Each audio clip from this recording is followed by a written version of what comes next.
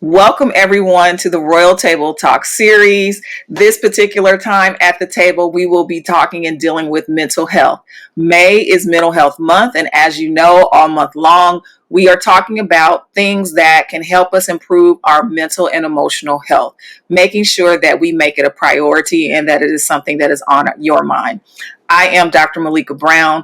I am a member of the Theta Epsilon Sigma chapter in Culver City, California, and I am super excited to be your host and moderator for this particular event. We have three amazing panelists that will be coming in presenting information in their particular topic areas. They are all mental health professionals and experts in their particular field, and I know that you will be informed and encouraged. So I want to encourage you now, get out a notepad, get out something that you can take notes on, because there will definitely be information that you will want to take down and keep to be able to use and apply going forward. So sit back, relax. It's going to be amazing. We're going to be talking about boundaries. We're going to be talking about the multiple hats that we wear as women. We'll also be talking about the discrimination that we deal with as being women in the world and in the workplace. So get ready. We're going to dive into these topics, and we will start with our first presenter. So let's get started. Our first topic is boundaries, the secret weapon in maintaining mental wellness. And I'm super excited because our presenter for this session is none other than Evangelist Carmella Hill. She is an anointed woman of God with one purpose, and that is to fulfill her God-given destiny. She attends Ebenezer Assembly of Christ under the leadership of Pastor Kyle Cummings. She was spiritually birthed and grew up under the leadership of Suffragan Bishop Lewis Fitzpatrick Sr. at Calvary Apostolic Assembly in Cleveland, Ohio, from 1990 until 2015. She has been saved since 1991. She is licensed in the Pentecostal Assemblies of the World Incorporated since 2001. She has engaged in various leadership roles on the local, regional, and international levels within the Pentecostal Assemblies of the world. In addition to her church experiences, Evangelist Hill is the Director of Behavioral Health at a mental health agency. She is a licensed professional clinical counselor with supervising credentials in the state of Ohio, and she provides services to individuals and families with mental and emotional needs. In addition, she has also taught counseling and programs at the higher education level. To help address mental and emotional issues within religious and spiritual organizations, Evangelist Hill speaks at conferences, services, and conducts workshops and trainings providing tools for handling such sensitive, complex issues. Under the direction of the Lord and the leading, in January of 2017, Evangelist Hill formally started her own business entitled Empowered to Hope Services LLC. HOPE stands for Heal, Overcome, Prosper, and Be Equipped. And she wants to help people do all of those things in order to be holistically whole. She's excited about this endeavor and is dedicated to the work of the Lord and striving to be all that she can be for the kingdom of God. So please welcome our first presenter, none other than Evangelist Carmella Hill. We were talking about, but I'm just very excited to be able to share and to be here. And mental health, as they say, is my jam. I love it. It's always empowering to help people and be able to assist them on their journey. And so my topic again has been given boundaries, the secret weapon in maintaining mental health and mental wellness. So very interesting because oftentimes we struggle with boundaries. You know, I know many of us may not want to admit it, but we struggle with boundaries. And the reason perhaps why we struggle with boundaries is because there's probably some hidden kind of past and background stuff that we really haven't quite dealt with, that we probably need to address and kind of look at. And so when you're talking about boundaries, there's a couple of things that I want to deal with. And first and foremost is that I want people to understand that in order to be mentally well, whole as a person, mental wellness plays a role in that. So just like our physical health, where there is a dynamic of a degree of physical health, All may not have cancer. All of us may not have a tumor or any of those kinds of things. May not have high blood pressure or diabetes, etc. But we all have a measure of physical health. Likewise, we all have a measure of mental health. And so as a result, we all may not be clinically diagnosed with depression or clinically diagnosed with anxiety or things like that, but we all have a measure of mental health. And so the degree of your mental health, the degree of your physical health may vary one to another. So I want us to understand how the mental health plays a role in our overall health. Okay, and so that's a part of our boundaries, because if our mental health is sort of off or teeter tottering, we're probably going to have some shaky boundary issues going on. Okay, and so as a result, want you to think about three things of why it's important to create healthy boundaries. Three things of why it's important to create healthy boundaries. One, it gives you a voice. What do I mean by that? It gives you a voice. It allows you to have a say in matters that relates to you. Mm-hmm. It allows you to have an opportunity to be able to speak up for yourself. Okay, so it allows you to have some degree of control and some degree of ability to be assertive. And so it gives you a voice. It gives you a say in your own matters. All right. So being mindful of how healthy boundaries will help kind of create that.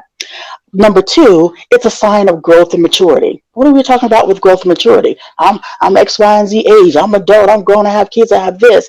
But it really shows a sign of growth and maturity when we're able to create some healthy boundaries with people that we're connected with. Okay? Think about it like an infant or a child. When you are younger, there's a tendency to not understand boundaries, right? And likely, we oftentimes gravitate to people who are seemingly showing us love and affection.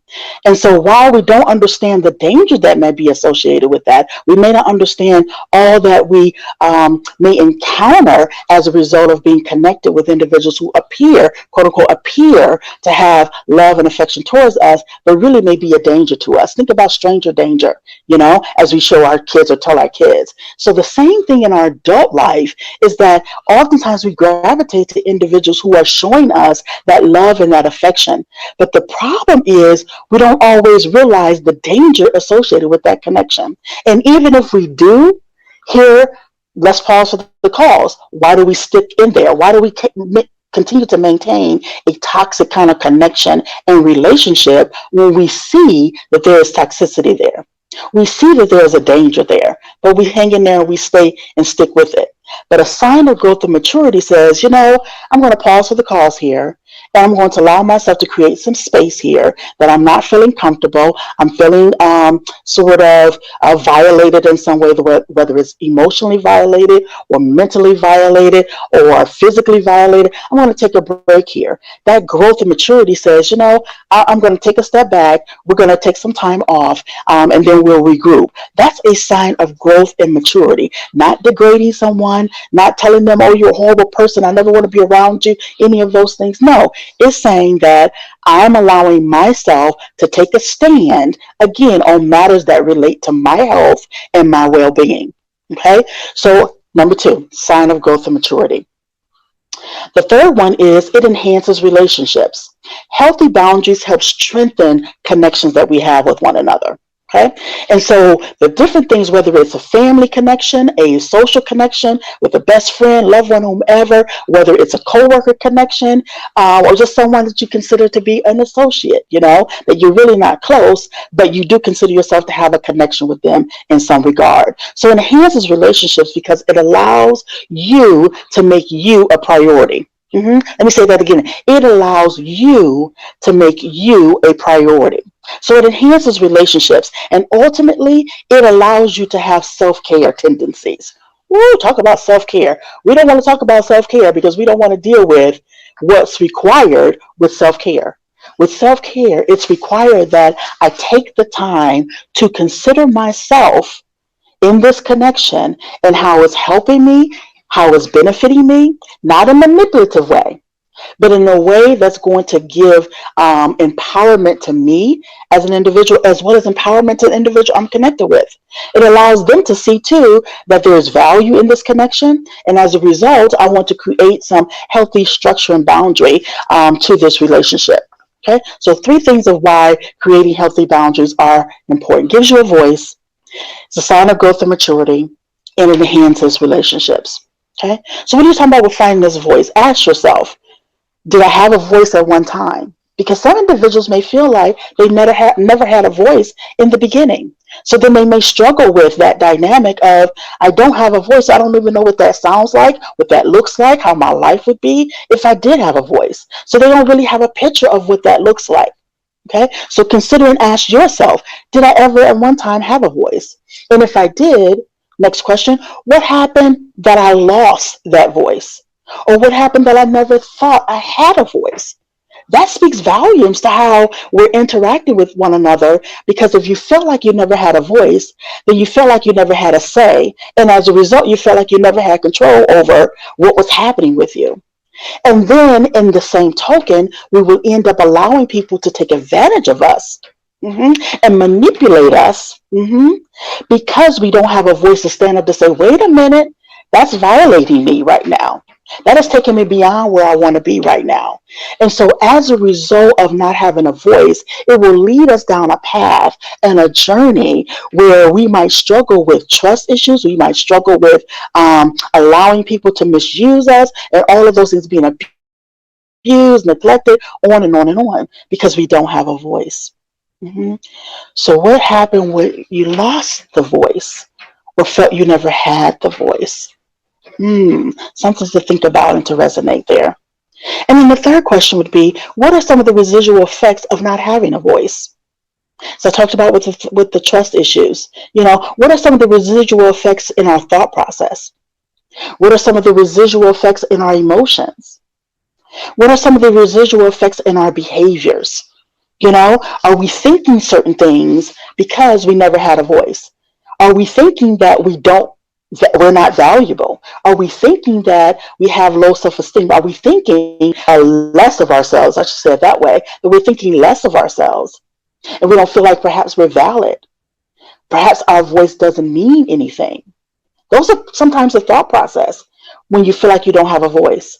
Some emotions could be fear. Some emotions could be doubt. Some emotions could be that confidence kind of thing going on. So I'm thinking I'm less than. So as a result, I'm very timid in the sense of not wanting to speak up, very quiet. And nothing wrong with being quiet and being timid. But it also depends on your motivation behind that.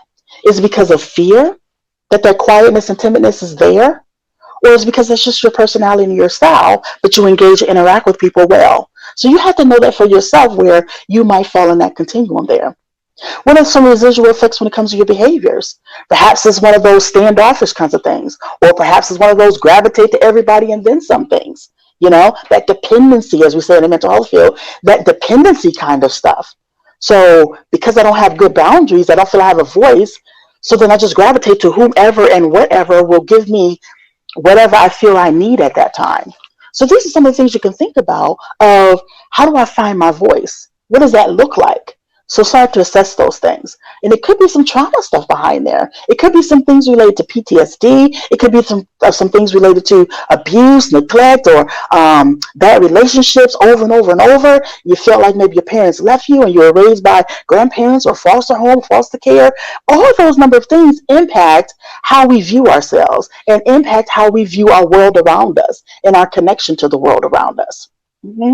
So think about that. Have I lost my voice? Where's my voice at? When you think about this, doing the work, the actual work of creating healthy boundaries, it's going to take some work, because you're going to have to go underneath the surface here. So this iceberg effect, you have to go underneath. We know what iceberg, the tip of the iceberg is typically what we see with no problem. Very clear, we can see it. But when you go down deep, you don't know how far that iceberg is. And it really runs pretty deep to be that solid.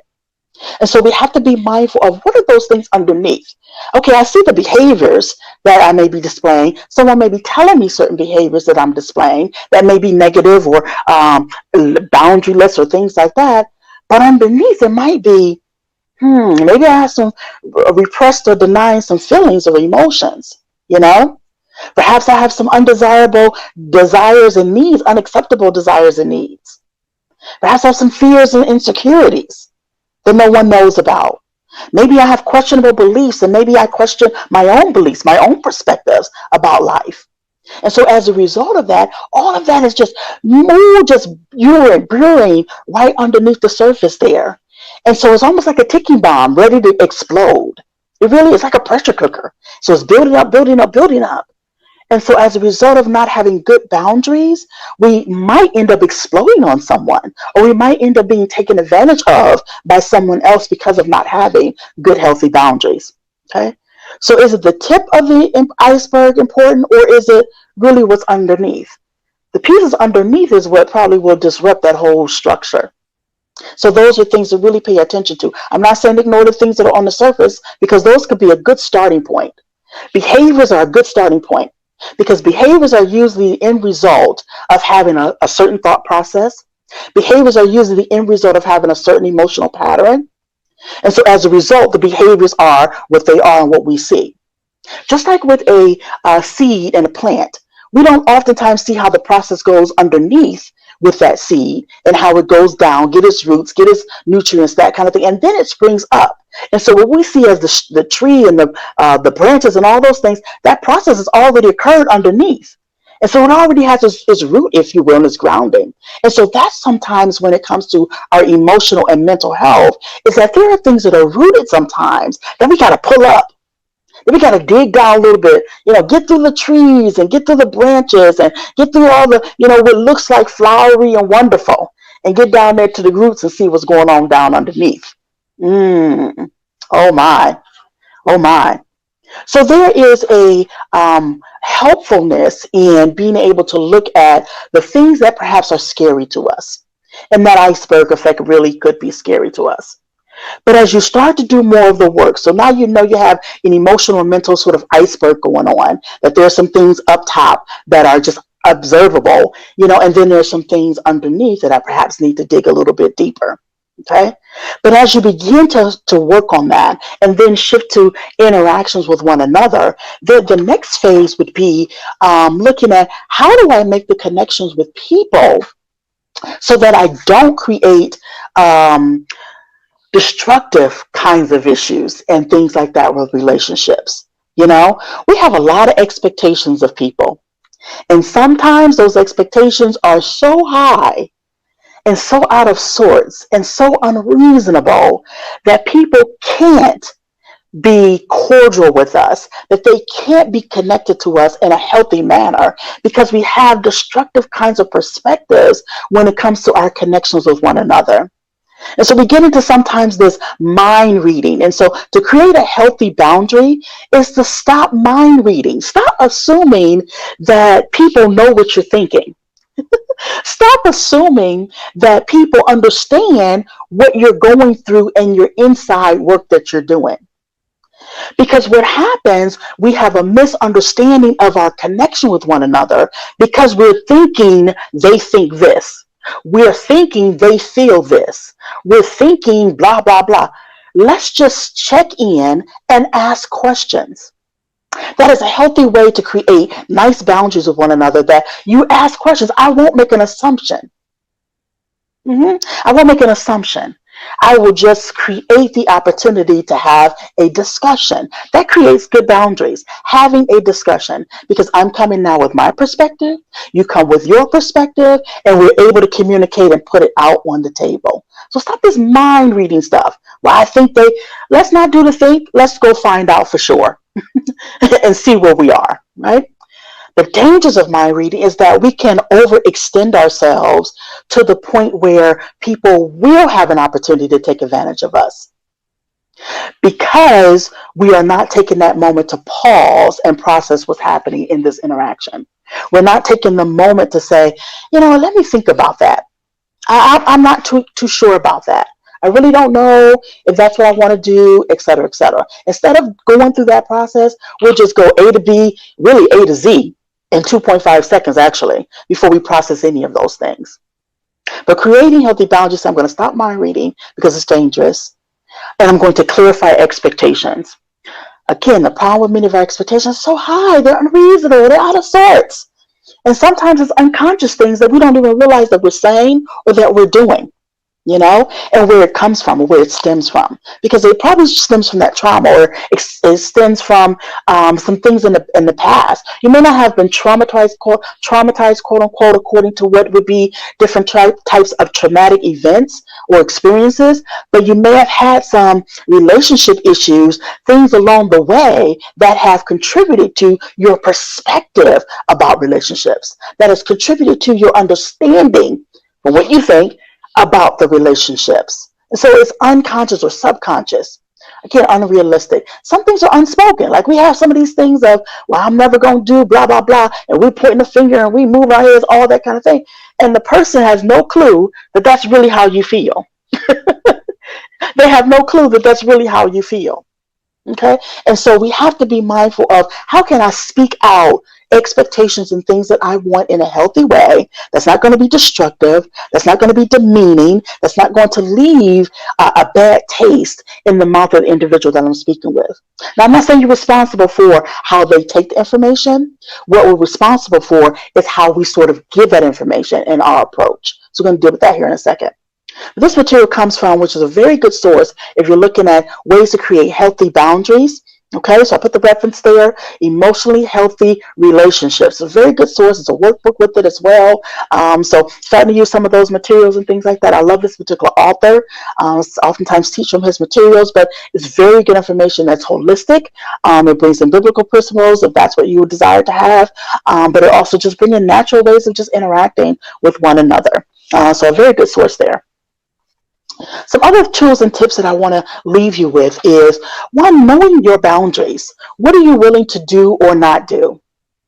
I mean, you really have to have an understanding of that. Not something that you're just guessing at, not something that you're just trying to figure out, is it? No, I don't know, on and on. No, know your boundaries. Know what things are button pushing things for you. Know what things are perhaps the non-negotiables. Because there are some things in relationships that are non-negotiable that I don't want to go there. And there are some things that are negotiable that you're able to compromise on. But that creates healthy boundaries that I can have a discussion about my negotiables as well as my non-negotiables, and see where that person may want to gravitate to. Because if they can't get with, not going past my non-negotiables, then this may not be a relationship or connection that we can have. And you have to be, again, going back to why it's important to create healthy boundaries, is because it shows that growth and maturity. So growth and maturity says, it's okay, you don't have to, that's fine, but this is my non-negotiables. But here's what I am willing to compromise on. Here's what I'm willing to come and meet you a little halfway, or whatever the case may be. So know your boundaries. Number two, what to say. Know what to say. So here's just a couple examples. You can go, write out your own list, but these are just a couple examples. Tell an individual, I'm not comfortable with this. Flat out, period. Don't have an attitude or anything. Don't be destructive towards the person. Just say, I'm not comfortable with this. You can also tell individuals, please don't do that. In a nice way. You're being nice, you're being approachable, but you tell them, no, I don't like that. I wish not to have that done to me or said to me. When you're creating healthy boundaries about your time and all of those kinds of things, you can say, not at this time. I'm not able to fulfill that request. I cannot go, to that particular place, or whatever the case may be. And you say, oh, you got time.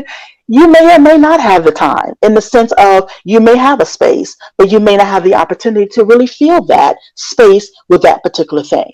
And people need to respect that. So you're creating those boundaries in a healthy way. You can even tell people that, no, I can't do that for you. Ooh, no is a complete sentence. I've heard that several times. No is a complete sentence. Okay. There are also some things you can do. Have a confident body language, that you're speaking confidently, you're being respectful, you're being mindful, and also being planful of how you want to approach the situation. So then you're not popping off, got your hand, got you moving, and all those kinds of things. Wait a minute, let's kind of slow down and have a healthy communication here. Okay. So those are really some good tools, just some very basic tools to start as far as creating some healthy boundaries. Again, know your boundaries, have some statements of what you could say to individuals, and also things of what you can do. Okay. I love this quote. I try to use it every presentation I can whenever I may talk about anything. I try to use this because it is so blaringly like clear that we don't have to set ourselves on fire to keep other people warm. You're talking about creating a healthy boundary. Hey, I don't have to really degrade myself in order that we can feel better in this connection, in this relationship. Oh, absolutely not. Mm. So you are not required to set yourself on fire to keep anybody else warm. Period. Point blank. So creating healthy boundaries is about self-care. It's about self-care, right? And I added there without guilt. Ooh, say that somebody. Without guilt.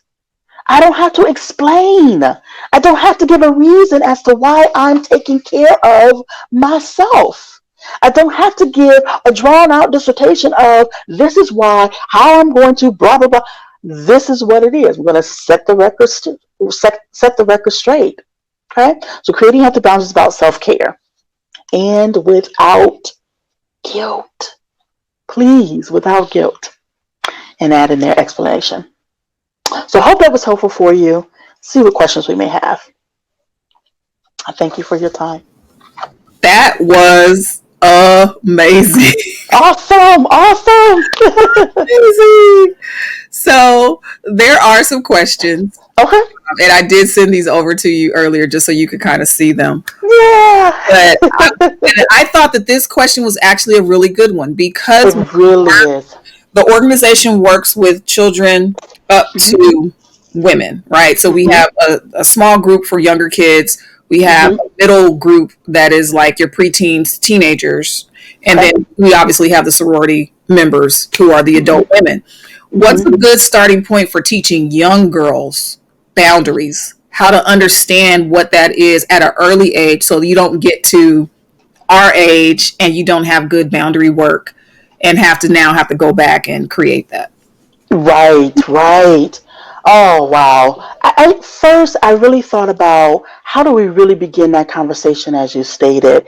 And I think we really need to start with empowering young ladies to have a voice about themselves. And what I mean by that, in essence, good self-esteem. That's a starting for me. It really is, because as we know, when individuals are not feel empowered about themselves or have that low self-esteem, they're going to gravitate to anything and everything.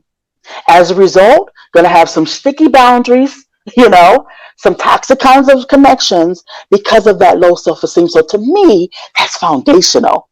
Like, help them to have a healthy self-identity. Like, you are okay by yourself. And I'm not saying not to, to be alone and all that as far as a relationship. I'm referring to you are okay by yourself. And as a result, now you can invite others in because you're okay with you. So then you can invite them in and say, hey, are you going to be okay with me as well? Let's just figure out what this is about in this connection. So start with the very basic foundation, self-esteem. We don't have to get into you better watch out for this boy and watch out for this and watch out for that and watch out for this girl and they cut through. Listen, that's too much extra energy that I ain't got time for, So it's like, I just don't see it. It's wasted energy and time. There's a point that's going to come to that because you're going to have those discussions about, wait a minute, that relationship you just got in and that, that was toxic. Now, that wasn't, set up right. So good self-esteem is foundational. Then on top of that, helping them to build their voice to their connections with other people.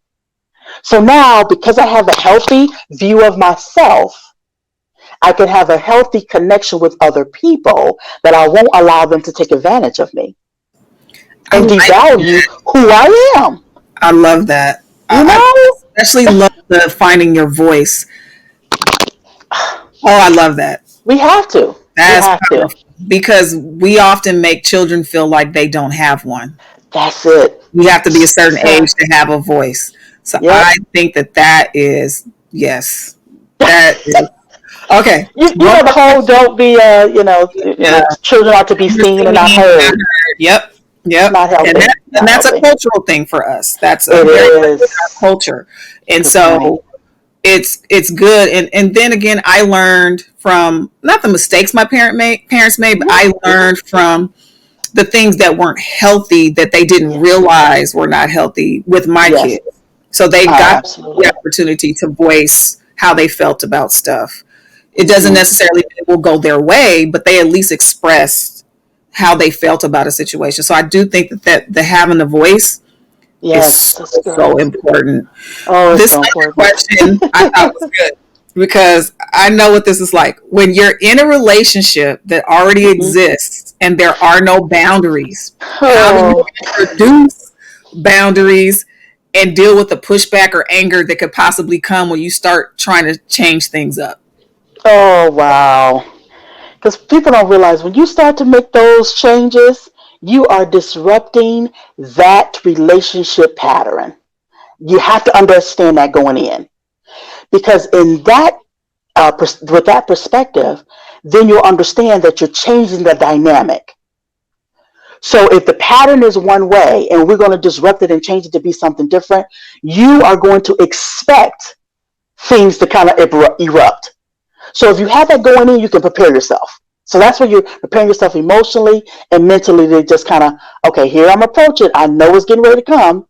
It may not be as destructive as I think, may not be as, catastrophic as I think, but I do need to prepare myself and brace myself, right?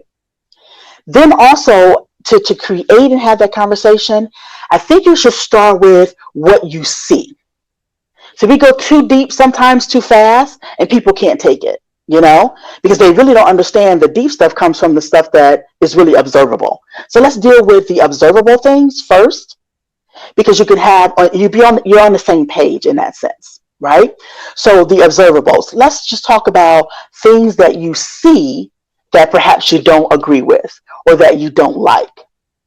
And being able to just say that matter of factly, not in a degrading way, or you are horrible because you do X, Y, and Z, and okay, we already got the attitude going. We already got the emotional high, you know what I mean?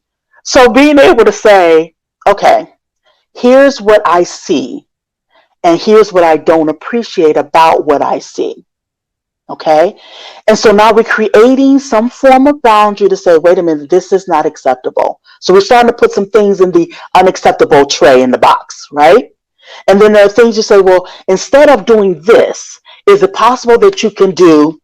So now we have an acceptable box, right?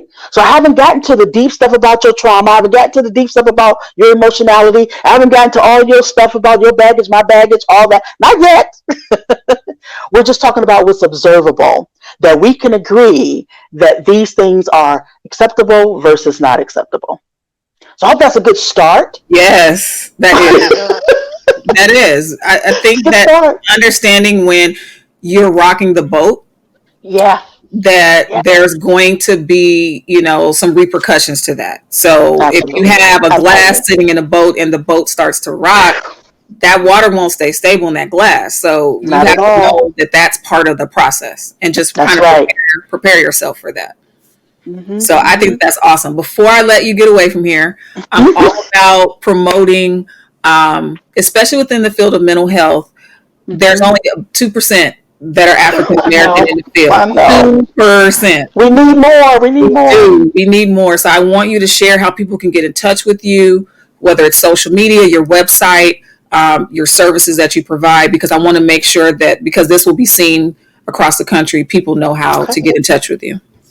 Okay, so services are based in Ohio, so this is kind of my growing visit I'm trying to do. Of course, I still have the 9 to 5 going on there, but mainly I'm doing consultations and workshops and trainings and things of that nature. I do have some wellness sessions that I'm offering for people, and it's really short term and get people familiar with the counseling process, so that way it's not so scary. So you're not being diagnosed, you're not having a treatment plan, any of those things. It's a wellness session. It's an opportunity to just come and talk about whatever is on your heart, your mind, whatever, and be able to get some direction, some instruction. So those are wellness sessions. So I'll give you the link for that. But you can contact me by email, and I can also send that link to your email for those who may be interested. But it's Empower to Hope Services, all one word. I know it's long there. Empower to Hope Services at gmail.com. Empower to Hope Services gmail.com. And so if you contact me by email, I can get that link out to you and be able to get you some help and some services there and make some connections. I tell people, even if you want to connect and you're out of state, because I've connected with people in other states, Texas, PA, etc. I may not have direct connections in those particular places, but I also can look up places that I'm familiar with. And so a good place to start is your county of residence and looking at your mental health boards there. And so you may have connections that you really don't realize that are there right under your nose as well. But contact me. I can give you some help and instructions along the way. Awesome. So thank you. On You're behalf of our welcome. chapter and the organization at large, I want to thank you for taking time Thank out to you. share your expertise. This was an awesome session. Thank And you. definitely will keep you on the list for future Please. to have you come back. Please. And so this was amazing. Thank you so very much. Thank you so much. Thank you, everyone. Our next session is entitled The Roles That Women Play Managing Your Multiple Hats. And we have an amazing presenter for this session as well. Lee Vincent has been talking to and helping people for most of her life. Being a fun-loving people person, she often found herself being the listening ear for others and dedicated to turn that into a career. She went on to the University of Missouri, Columbia, where she obtained her bachelor's degree in psychology. She worked in the social services field for 9 years before pursuing her master's degree in counseling.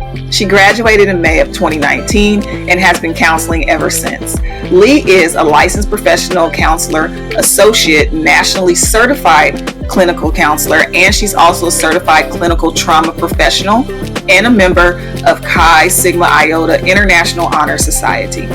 She has experience in several psychotherapy modalities, including eye movement desensitization and reprocessing, dialectical behavioral therapy, and attached-based family therapy.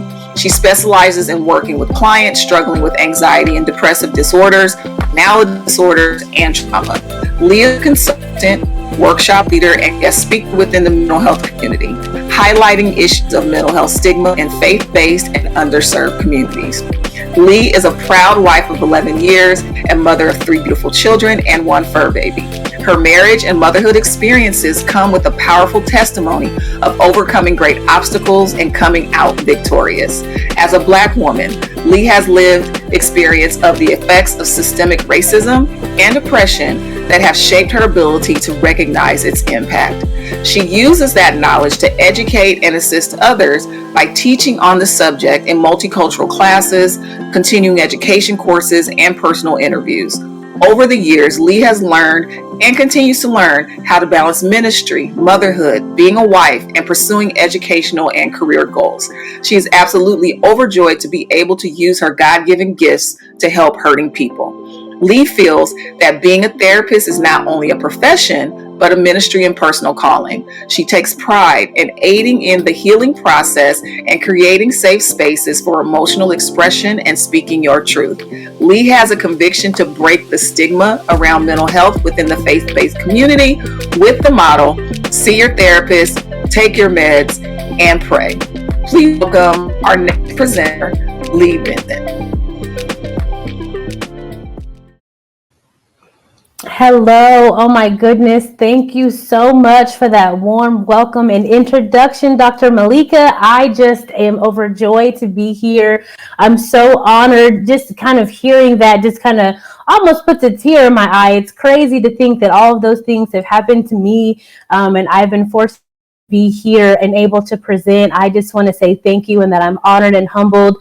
I say thank you, Dr. Malika, as well as thank you to the ladies of Sigma Gamma Rho for putting on such a lovely event, speaking to a topic that doesn't always get mentioned, might get overlooked, might get brushed to the side. So I love that you all are putting it front and center because that is also my heart. So bless you and thank you for that.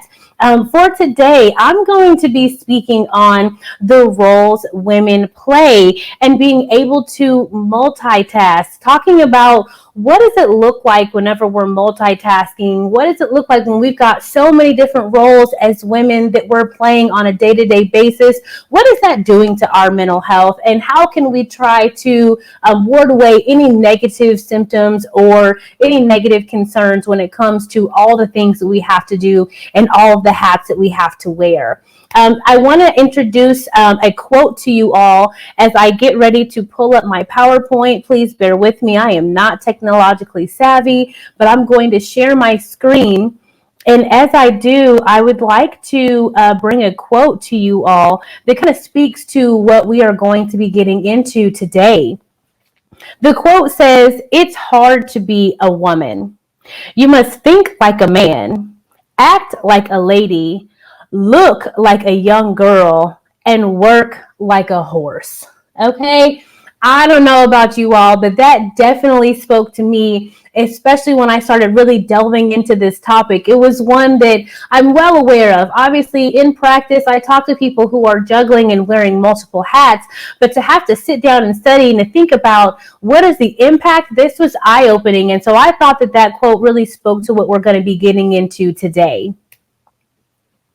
So to begin, we're going to talk about what hats do we wear, right? There, as a woman, there's so many things that we are doing, and when we think about the modern woman, the woman of today, of 2021, we wear so many hats.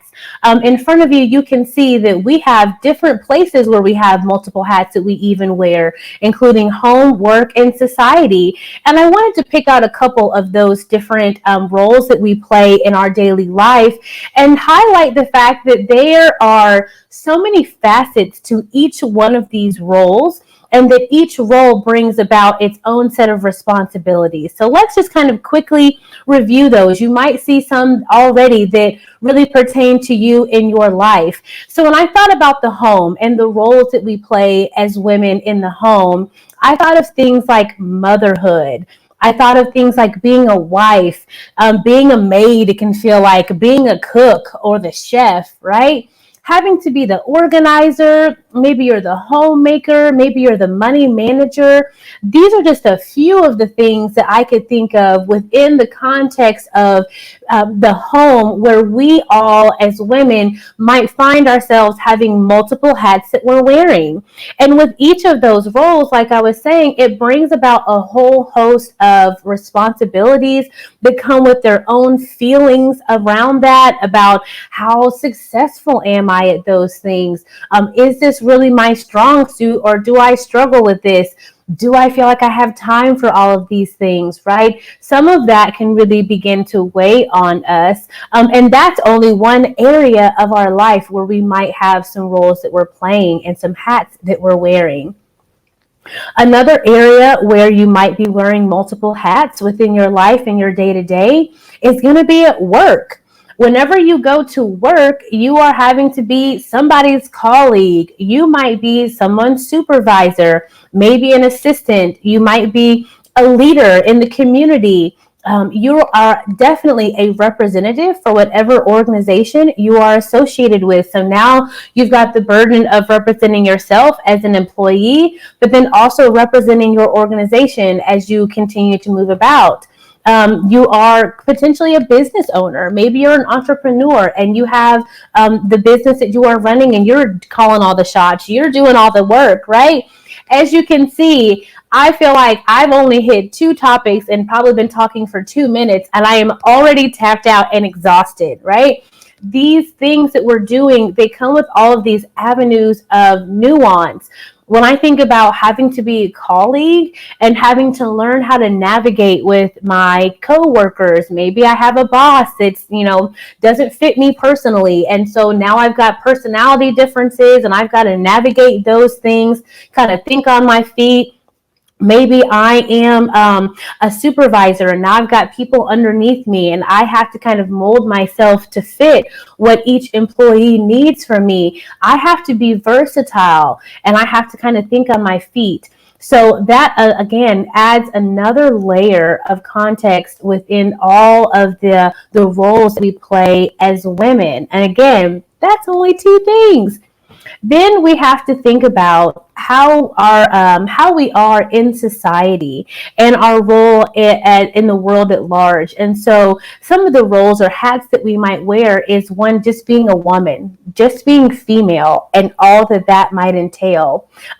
Knowing that I am representing myself as an individual in my community or in the society at large, but then I'm also being representative of women in general, right? And can you think about all the different subsets, even within that you could be representing? For myself, as an African American woman, I represent African American women in all the places where I go, including in my home and including at work, right? And then we can think about being a community member, whether that's your neighborhood, whether that's the city that you live in or the state that you live in. Somehow you are a member of the community and you are representing in that way. You have a role to play. So when we think about those things, it really doesn't matter what phase of life you're in, whether you're married, whether you're single, whether you're rich, you're poor, you're black, you're white, right? There are going to be multiple hats that you are going to wear as a woman. And I wanted to highlight the fact that these roles have been steeped in tradition and stereotypes. And that sometimes we can take the roles that we play and now have that become like reflections of who we are as a person.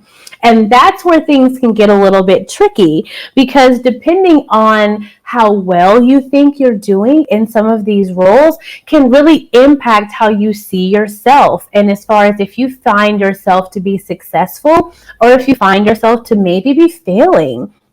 I wrote down some of the traditions or stereotypes that we as women might experience in terms of the role that we would play just as women in general. Sometimes as far as in society or in our family, in our culture, women are stereotyped and traditionally they keep the home, right? So I have to be the one that's cooking and cleaning and tidying and decorating, things of that nature. I'm supposed to be organized. I'm the one expected to potentially raise the children. So I've got to be a nurturer. I've got to be kind of emotionally available for these little people that we're raising, as well as being a disciplinarian, those sorts of things. I traditionally should be letting the man lead, which is, we're kind of really stepping on toes here, especially when we're talking about the modern woman, right? But these are some of the things, the expectations that society might be placing on us, and that might make our roles more difficult. We are sometimes expected to be obedient or submissive. Dare I say that S word, right? We don't always want to talk about those things, but those are pressures that we might feel within some of the roles that we play. Women generally are stereotyped to be meek, right? That they want to stay at home with the children. They don't need to go out and work. They don't want to work. They want to stay at home and raise these kids, right? I really am getting like 60s vibes right now, right? Women are stereotyped to be emotional, right? We're delicate. We're dependent. We have all of these stereotypes and traditions that kind of add to the layers of context of how we might assess if we are fitting into the roles that we are expected to play and if we're not. And I think that, obviously some of those stereotypes are definitely outdated. When we think about the modern woman, kind of the modernization of the female role, we see that those stereotypes might have been shattered in a lot of arenas, right? We see a lot of females in business that are CEOs, entrepreneurs, different things like that. Definitely a large percentage of women now working outside of the home, things of that nature. We definitely kind of had this movement of the independent woman.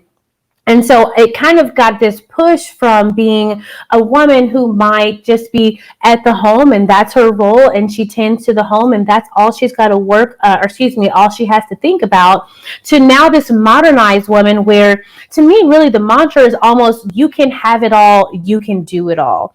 right? But with that new movement has come to me an increased demand on each role that we have over time. And this do it all has become a norm for us in society. We feel like we are almost obligated to do all of these things at the same time and do them all well. That's the part that I think has become a bit of a stressor for us as women, is that because of the different hats that we have and because of the stereotypes or traditions and expectations that are now put on us, if we don't do all of these roles well, now there is a fear of judgment. Or now there is maybe a decrease in my self-esteem because I might find myself struggling with some of the roles that I play. And so that's where I want to kind of delve into understanding what is multitasking. I think that that's kind of nowadays being rewarded or glamorized, being able to multitask, being able to do all of the things and not even break a sweat. But let's really understand what multitasking is and see, are we really doing it? So, what is multitasking? By definition, multitasking is to perform more than one task at the same time. Now, I will kind of give you just a little tidbit of history. The first time that the word multitasking really kind of came about and got used was when they were talking about the IBM computer back in 1965. They were talking about computer functioning and how this computer can do all of these different tasks at the same time. But fast forward to now, multitasking is really being used to describe human abilities. And I think that because of that, we have found that there are some myths around multitasking, and there are some truths that I'd like to kind of highlight for you that I think are significant to thinking about. How are we balancing the roles that we play? How are we thinking about our capability and efficacy in doing some of these roles? And then ultimately, how can we kind of break out of this stigma that we need to be doing it all and doing it all well? So some of the myths that I pulled out as far as multitasking are that we can focus on multiple things at the same time, and that when we're multitasking, we're giving the same level of attention to all the things and all the tasks that we're doing. So in my mind, I'm thinking about, and even as I was doing research, you see so many memes or pictures of whenever we see the multitasking woman, we see on one arm she's got a baby, and then on one hand she's got a phone to her ear, and then you see an extension in another hand that's typing on a computer, and then another hand that's like kicking a soccer ball, and then another hand who's got a frying pan, right? We're doing all of these multiple things at the same time and giving the same level of attention to all of them, right? We're getting it all done at the same time. The truth, hate to break it to you, for those of you who feel like I got it, I am a multitasking queen, let me just kind of tell you that, truth be told, we can only focus on one thing at a time. The way that our brain is made up and the way that our brain functions, whenever we think we're multitasking, what we're really doing is shifting our attention from one thing to the other within a matter of seconds. A lot of times nowadays they talk about multitasking and they talk about it with smartphones or our cell phones, and how we're going from one application to the next, sometimes up to 27 different applications at a time, like within a couple of minutes. We're going to almost 27 different things, and that can be back and forth, going from Instagram to Facebook, to making a FaceTime call, and then going and doing another application, playing a game, reading emails, making calls, doing a text, right? We actually aren't multitasking at those moments. What we're doing is shifting our attention from one thing to the other, right? Because our brains really can't handle more than one complex task at a time. And so if you think about it in this way, if you have a light and you are shining the light in one place, you might be able to see the rest of the room but really until you shine the light there, you don't have a focus on it.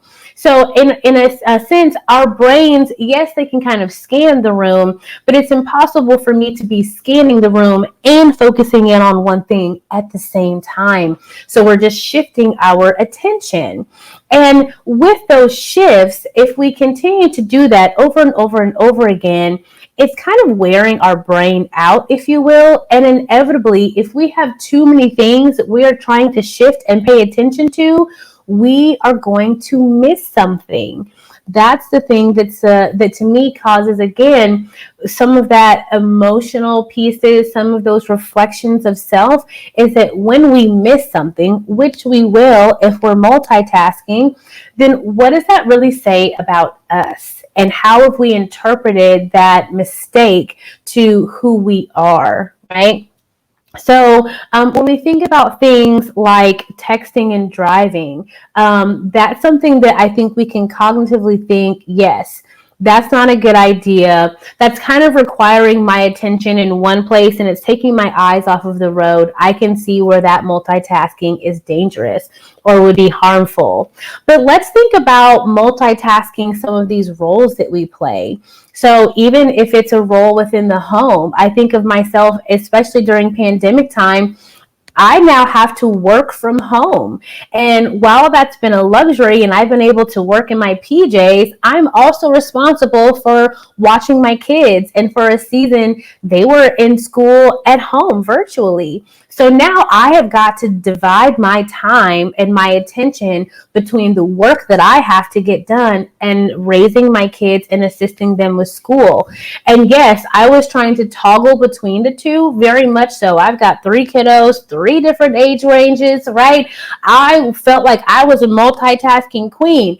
But when I had to take a step back, I realized I was not doing everything to the best of my ability.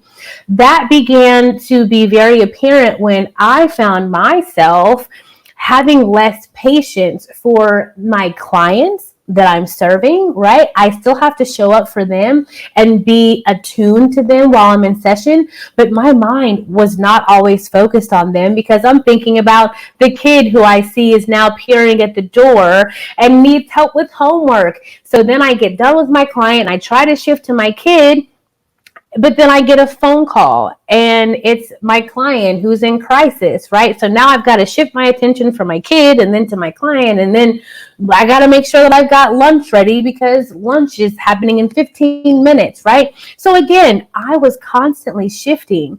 But what I didn't see is that my patience was wearing thin. I was starting to not be as concerned about my clients and what they were going through. I was getting a little apathetic towards my kids and the homework that they had to get done and the things that they needed. I definitely was starting to get frustrated with my husband, right? Let's throw him on in there as another person that I have to be concerned about and try to have some sort of relationship with, right? I was trying to multitask and focus my attention on so many different things, thinking that I was giving it the same level of attention, but honestly, I was not. Something was faltering. And as I put down here on the bottom, our ability to multitask has become a measure by which we assess our success or failure. I feel like it's now become a thing where if you aren't efficient at this, if you're not good at I can do this, I can do that, I can make the list, I can cook the dinner, I can feed the kids, I go to I'm the PTA mom, I do all the things and I do it well and look good at it, right? I look like a young girl too. Then honey, maybe I'm not very efficient. Maybe I'm not a good mom. Maybe I'm not good at working. Maybe I'm not a good representation of who a woman is. And I think that has now become almost like the detriment for this pressure that we've put on ourselves as we've modernized, right? We've come into a new age as women, but we also have kind of set this standard where we should be doing it all and doing it all well. And I just think that is not a realistic expectation that we have created for ourselves. Okay, so we have to ask ourselves, what is the impact of multitasking, right? If we're starting to talk about, and I'm bringing out, you're like, okay, Lee, I guess I'm not doing the best at this multitasking thing. What's really happening to me? The things that happen whenever we begin to multitask, and that's really more so when we are doing too much, we're overexerting ourselves with this multitasking expectation, we can find ourselves with increased stress. Obviously, we know a lot of things about stress and how that is not good for us or our bodies, but we have to recognize stress impacts our physical, it impacts our mental, emotional, social, and spiritual selves. When we get tapped out, when we get stressed out, we begin to decline. Maybe our health declines. We get headaches. Now my appetite gets all over the place, right? Now I'm maybe tired and fatigued. Maybe mentally I'm having a hard time concentrating and I can't seem to focus, right? Those sorts of things begin to happen whenever we get way too stressed out. Another impact of multitasking is that you have decreased mental organization.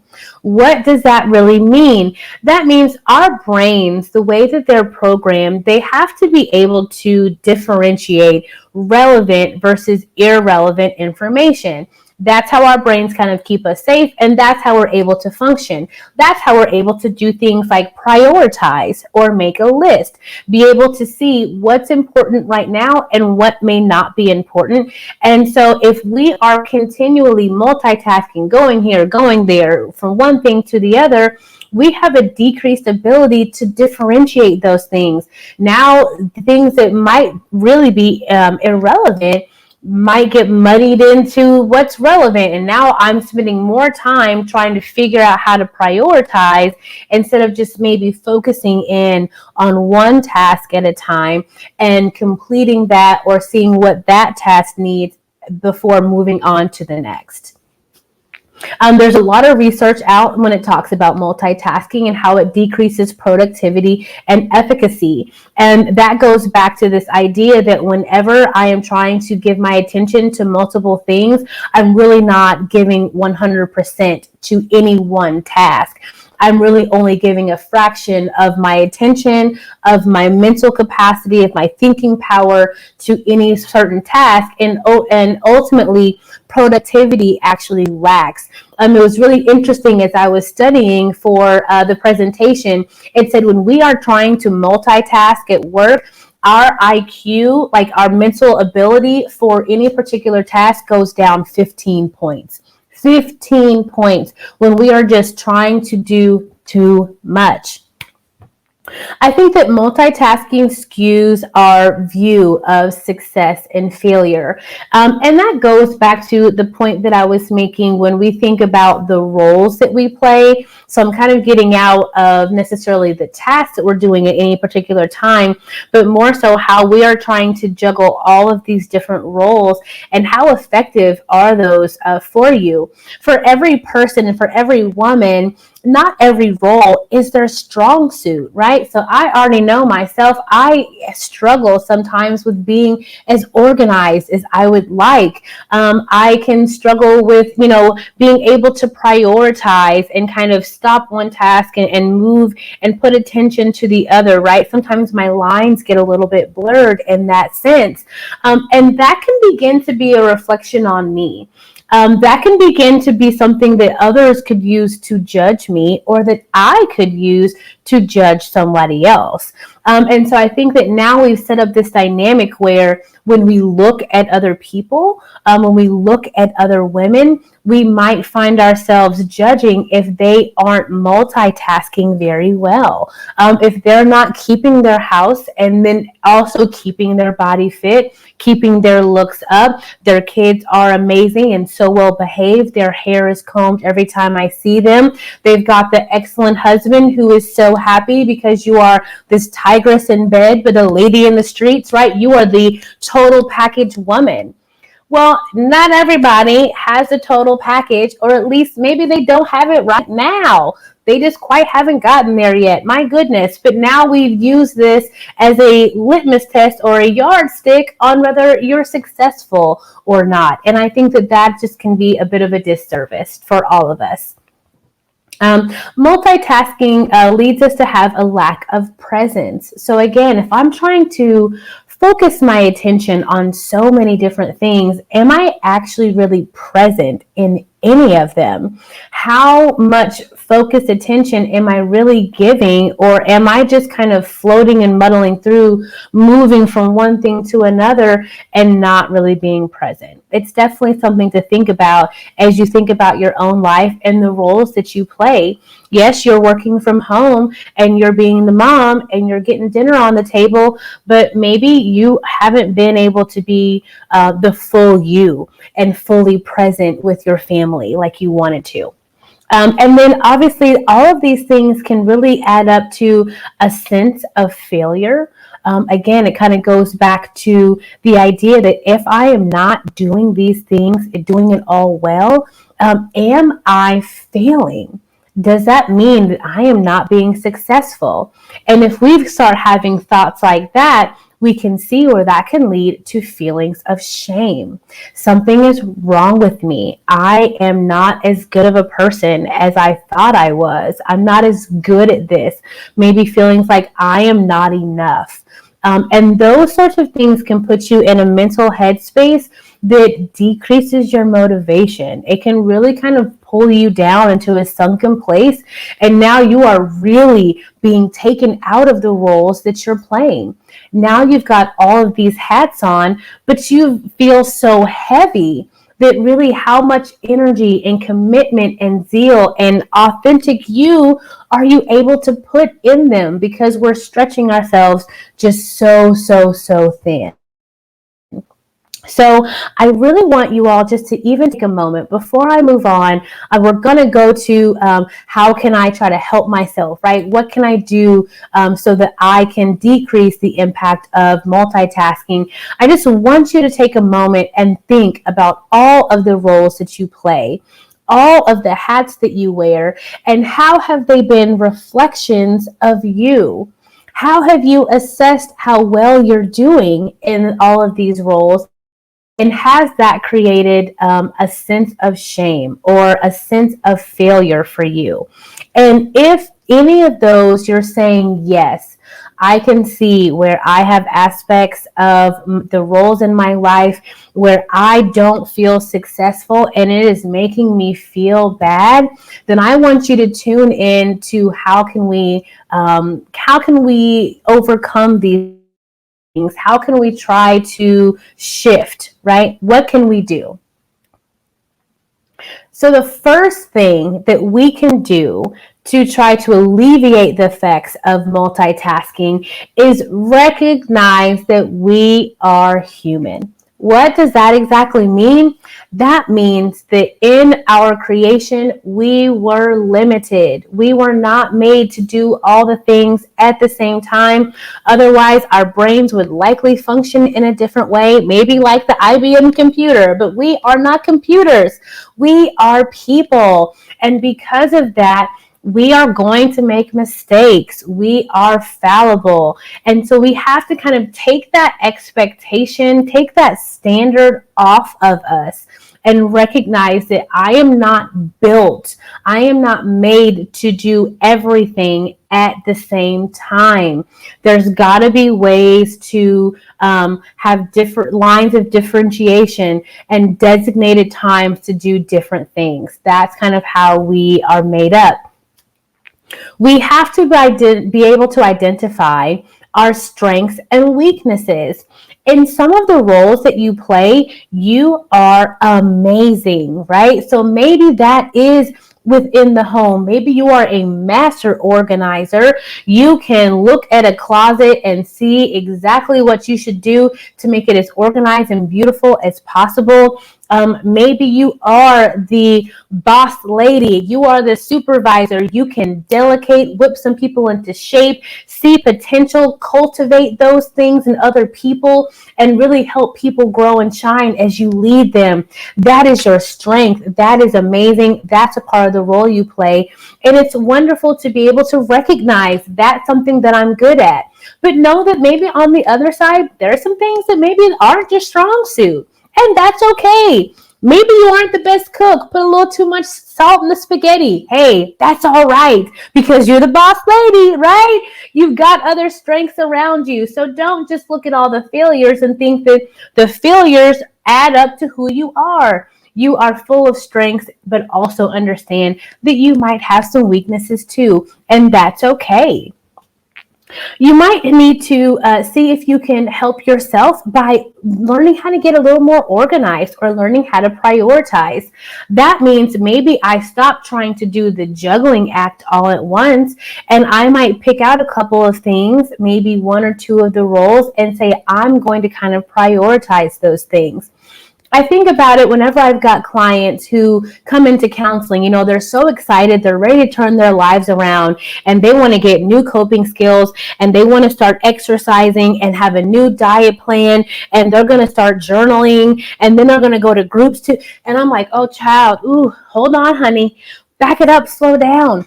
We got to prioritize. Let's pick an area to hone in on, and let's get good at those things. Maybe for that person, coping skills is where they really, really need to bolster. So let's prioritize that. Let's pick maybe 1 to 2 activities and try to just introduce those things into your day, right? We've got to learn how to be courteous to ourselves and slow down. Don't expect for you to turn things around all at once because, again, that's just going to add more to your plate, more multitasking to do. But if you prioritize maybe 1 or 2 things, maybe for a season you're prioritizing school. Maybe you just started a new school program and now that's got to be your focus. If you try to focus in on that and give the same level of attention to everything else, you might falter. And that goes to the next point, which is utilize your resources. I did kind of a little poll on Facebook just to ask some of the ladies in my circle, what's one of the biggest stressors that you have as a woman as far as the role that you play? And a lot of them talked about being a mom and having to balance being a mom with all of the other roles that they play. And a couple of tips that they were telling me was that they outsource.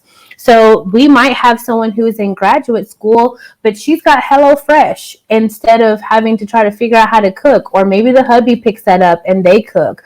Or maybe I have someone that might come in and clean my house. I have someone who might watch my kiddos for me while I'm studying or writing a paper, things of that nature.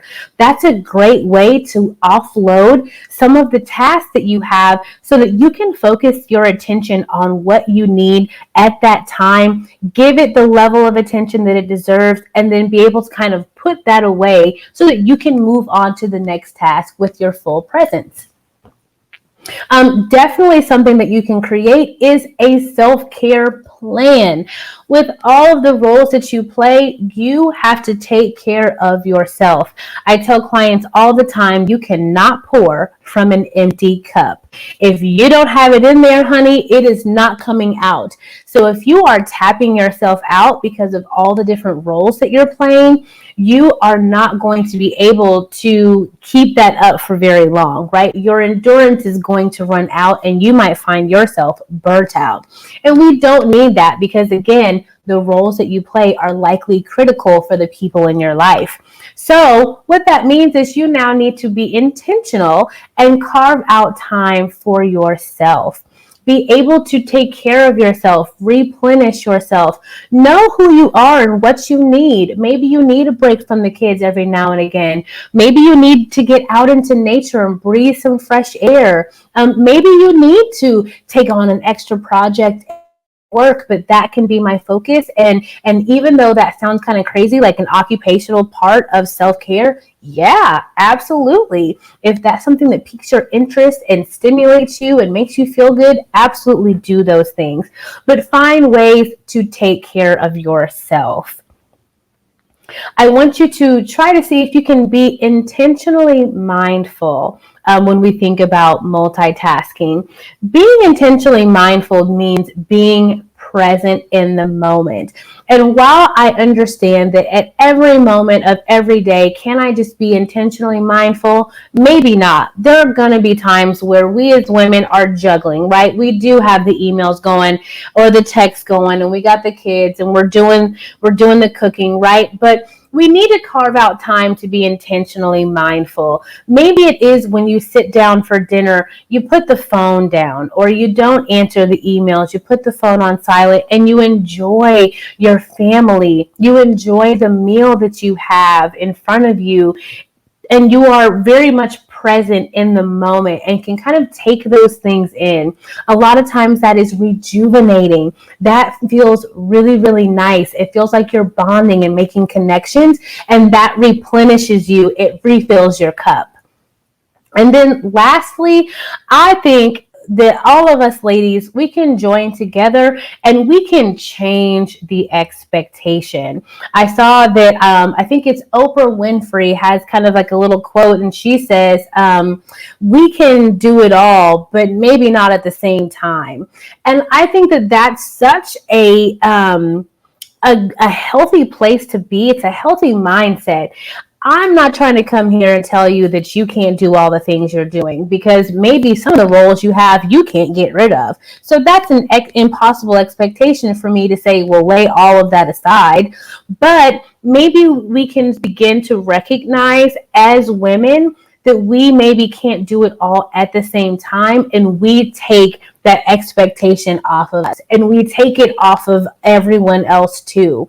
Maybe that means looking at someone who might be juggling and you lend a helping hand and say, hey, let me help you with the kiddos, or let me bring you a casserole over. You got a lot going on. I see you out there working and I'm here to help you.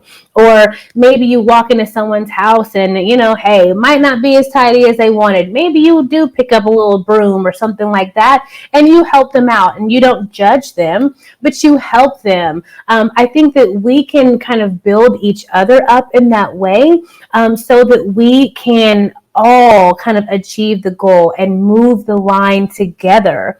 We can do these things, but I think that we need to take some of the judgment off, as well as some of the heaviness, some of the burden off that we have found ourselves in with this multitasking. So that is all that I have to present to you. I do want to leave you with a quote, and it kind of ties up what we've been talking about as far as multitasking being a reflection of maybe who you are and how well you're doing things, how present you are in the moments. And the quote simply says, there is a temptation to multitask everything, but you cannot multitask presence. We only have the present time. We can only be in one space at one time. Maybe we need to relook at how we are utilizing the time and the space that we're in, so that we can be more present for the things that we're doing. So I'm going to stop sharing at this time. I definitely hope that you all receive something from that. It has been definitely a pleasure being able to speak with you about this. I just want to say it was awesome. Like, all of the questions that were sent in, you literally answered it so systematically. You went through almost all the questions that we had. A lot of them were questions about the impact of trying to multitask. Like, what will that look like? How will we know when we're being negatively impacted by that? Sure. And then the other question was practical tips. And I'll kind of ask you to elaborate a little bit more on that. Absolutely. Because one of the comments or questions that I got was the fact that we have the superwoman syndrome, where we feel like we can do it. And I feel like with moms, just women in general, we're used to wearing so many different hats that, and we have to get it done. So we do it. And whether or not it's done efficiently or not, we do it. And so, Absolutely. where do you start? Because a lot of women know that it's bad. They know that it's not healthy, but they don't know Right. where to start to try to shift the behavior. So, can you give them Yeah. some advice on where a good starting point would be? Sure. I think that if I had to say where can you start, we can start by trying to assess where do I feel the most sense of failure, maybe. Where is the area where it's starting to really wear on me, and I am starting to almost feel ashamed that I am not meeting the mark. Maybe we can start there and just start to recognize, hey, that might not be my strength, and begin to give ourselves grace, because likely there is something that you are great at, but recognizing the weakness, and I want to point that out, and I think it's important to see that, because that's what's causing the most mental strife. That's what's burdening you and bringing you down. And so if we can alleviate the burden or the heaviness from that, then maybe we can kind of lift our spirit and be more energized to do the other things that we have to do. So, like I said, for me, that was motherhood. That was being able to really even manage all three of my kids and the emotional needs that they had, because I was feeling like I was failing at those things. And I recognized that I am almost now avoiding some of the aspects of parenting and trying to go and everything else, when really this is where I'm needed, but that's what was making me feel bad. I had to recognize my own behavior. I'm avoiding my kids. That's not okay. So I had to like take a self-evaluation, number one. So that's kind of tip number one. Evaluate yourself and be very honest about how you feel about some of those things. Give yourself grace and understanding of why. Why are you avoiding this? Why are you feeling these things? For me, it just felt like I wasn't doing the best job. I didn't really know what I was doing. I was in grad school. My mind was everywhere. That was just a lot for me. But I had to realize the impact as well. So I had to take an assessment of, how is this really impacting those around me? And I realized this is hurting my kids, and that's not what I'm intending to do. So I had to give myself grace. I had to look at even the smallest thing that I was doing well within that role, within motherhood, and begin to just grow that piece. And I knew if I can't do anything else, I know that me and my kids can laugh. That's just one of the things, we can laugh and play. And so I just kind of played up that piece. And over time, I kind of built and kind of grew myself from that place, so that now I can feel good about the mothering that I'm doing. I can feel good about myself. And that allowed me to be more present with my family. So that's kind of how I would address maybe some things that you are burdened with, or you're seeing that I'm struggling, is maybe see what's impacting you the most and trying to change that first. And then one more thing before I let you go. What about Yes. accountability? Because I think it's good to have someone that holds us accountable outside of Mhm. ourselves. Sure. What's some good advice on how to be held accountable for what we know we're supposed to do, and making sure that there's someone else that is not us that is going to make sure Mhm. we're doing the right thing, and when we get off course, shifts helps us shift back to where we should be. Yeah, I think that we definitely need accountability partners, to be able to tell us, hey, you're doing a lot, but then to say, hey, you're not doing enough. And I think that those people who might know you very well, that inner circle, might be able to give you that tap on the shoulder and say, hey, you are beginning to maybe act out of character. You're really tired, like you are changing some things, you seem a little bit stressed out, and allow them to kind of be the safe people to let you know that. I think that with accountability partners, it's a two-way street. So I need you to see me, but then I also need to be open and willing to receive what you're going to tell me. And so I think that establishing that rapport up front, saying, hey, I need you to hold my feet to the fire, or I need you to tell me if you see me doing things a little off, or if I seem off to you.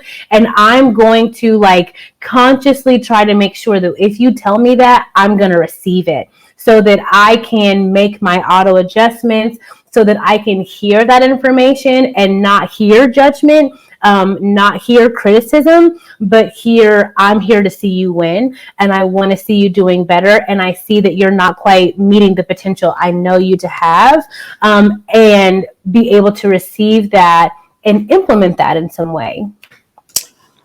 Awesome. Amazing. Yay! So it's just, people don't think that something like this can impact their mental health. And I think you really laid out the case of how this can be a detriment to your mental health. It's not, a death in the family or a trauma. It's simple things that we don't think that eat away at our overall wellness. And so I'm so glad that you were able to take the time to be here with us. Please share social media, how people can get in touch with you, because I'm all about making sure people connect with experts and professionals in the field, because I feel like there's so many of us that are doing it that we're not aware. And there's not a lot of Black people, not a lot of Black women, and not a lot of Black people in the field of psychology. It's only about 2% of us. So I definitely want to always plug Black mental health professionals. So share with them how they can get in touch with you. Absolutely. Thank you so much. So I have an Instagram. It's called Speak with Lee, and it's LEA. Speak with Lee, where I share little snippets of videos, little tips and tools on just overall mental health. Sometimes it's things I'm thinking about, different stuff that I'm working on with clients, and I share that with the public. I have a website, which is www.speakwithlee.com. And I also work in a private practice. I have a small private practice out of the state of Missouri, and that is Speak Truth Counseling and Consulting. That is a website. You can go to www.speaktruthllc.com, and you can check out my private practice to be able to kind of see the things that I do and possibly even schedule an appointment, honey. Come on over. In the world of virtual therapy, technology because of the pandemic, it's gotten more secure, and it's meeting the HIPAA requirements and all the different things that we now have to meet. So that is one of the silver linings of the pandemic, is that we've made mental health care a lot more accessible to masses. So thank you for being here. It was amazing. It's been my pleasure. And we will definitely have to have you come back for another event. I would love to. I appreciate it. You all have a blessed day. Really excited about this presentation. The topic for this session is overcoming the impact of gender inequity and discrimination. And the presenter is an amazing clinical psychologist. His name is Dr. Rayvann Kee. Dr. Rayvann Kee II is a change coach. He's a mental and corporate wellness consultant and empowerment strategist and speaker. He holds a PsyD in clinical psychology as well as an MBA. He is the owner of Empowerment Counseling, Coaching and Consulting LLC, as well as founder of the Key Elements brand and Key to Wellness movement. Known for his vibrant personality, wit, passion, and ability to connect deeply with others, Dr. Ray emerges as one of the freshest motivational voices of our time. Dr. Ray provides a myriad of services that speak to the needs of a wide range of clients through one-on-one counseling and coaching, workshops and seminars, retreats, and keynote speaking. Dr. Kee inspires, motivates, mentors, leads, and transforms individuals, businesses, and organizations, particularly through wellness-focused empowerment. Dr. Ray's approach is unique in that he is well equipped to address the psycho-emotional, intrapersonal and interpersonal, and cultural inner workings of individuals, leaders, groups, and organizations. What also sets Dr. Ray apart is his uncanny ability to integrate spirituality, psychology, and business to support entrepreneurial ambitions, lifestyle success, and overall personal health and wellness. He helps to accurately identify barriers, challenges, and faulty thinking, as well as opportunities, and help clients develop and implement the strategies for a reasonable and realistic desired outcome. Dr. Ray's life work is to heal, inspire, and empower others to be all that they are meant to be. With a brilliant mind, humble beginning, positive attitude, spiritual fortitude, and bold tenacity, Dr. Ray has learned the keys to ensure that all who desire to can achieve, produce, and become. Let's welcome our presenter for this next session, Dr. Rayvann Kee.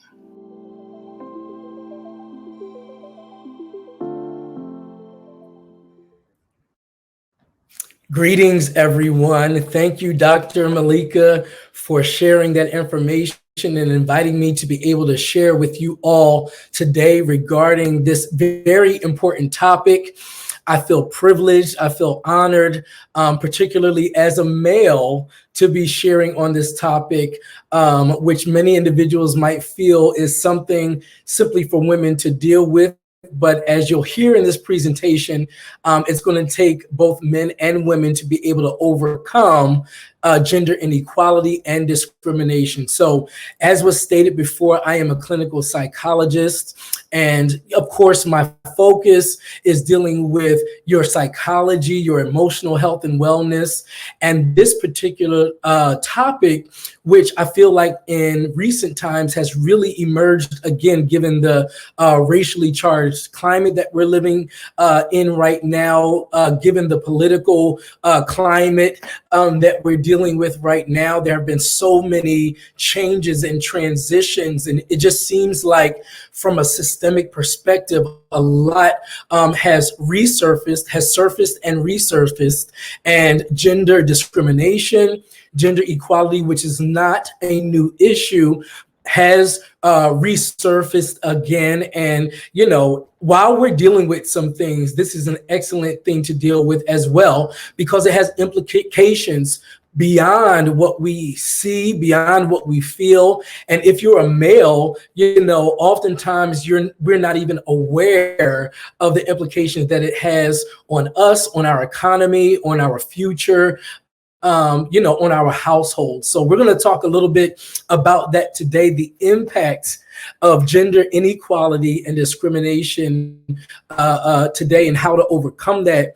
But I want to kind of begin by setting the stage. I don't know whether some of this has been shared already. I know that we've had other speakers, but we need to talk about somewhat like the etiology of where gender discrimination and gender inequality comes from. So, you know, you have this male here, you know, I'm going to admit it, I am privileged to a degree, being a male in society, and a society that is male dominated, to the place where I oftentimes don't realize how much of an advantage I have regarding very small things and some even bigger things. And I think we need to begin in our household with culture.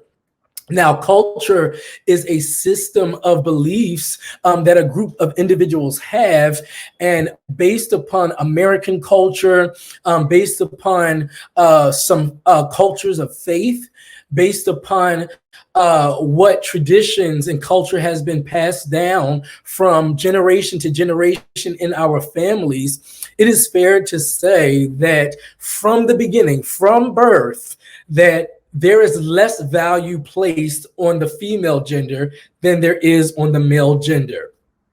All right. Our society socializes us to believe and to differentiate the expectations that our families, our societies, our neighborhoods, our communities have of women versus men. And this is not just something seen in America, but it's even, I think, more prevalent and obvious in even other countries, where to even have a female child is looked down upon. There are some countries that if you have a female child, that child is okay to be discarded literally, and that You are considered blessed. You are considered fortunate. You are considered wealthy with the male children that you sire, and that as you know, the male children, the number of male children that you have. So this is not something completely new. If you didn't know, yes, that takes place. That in certain countries, young children that are female are discarded. So those countries, America, here we don't go as far, but it is clear in how we socialize our females and how we socialize our males.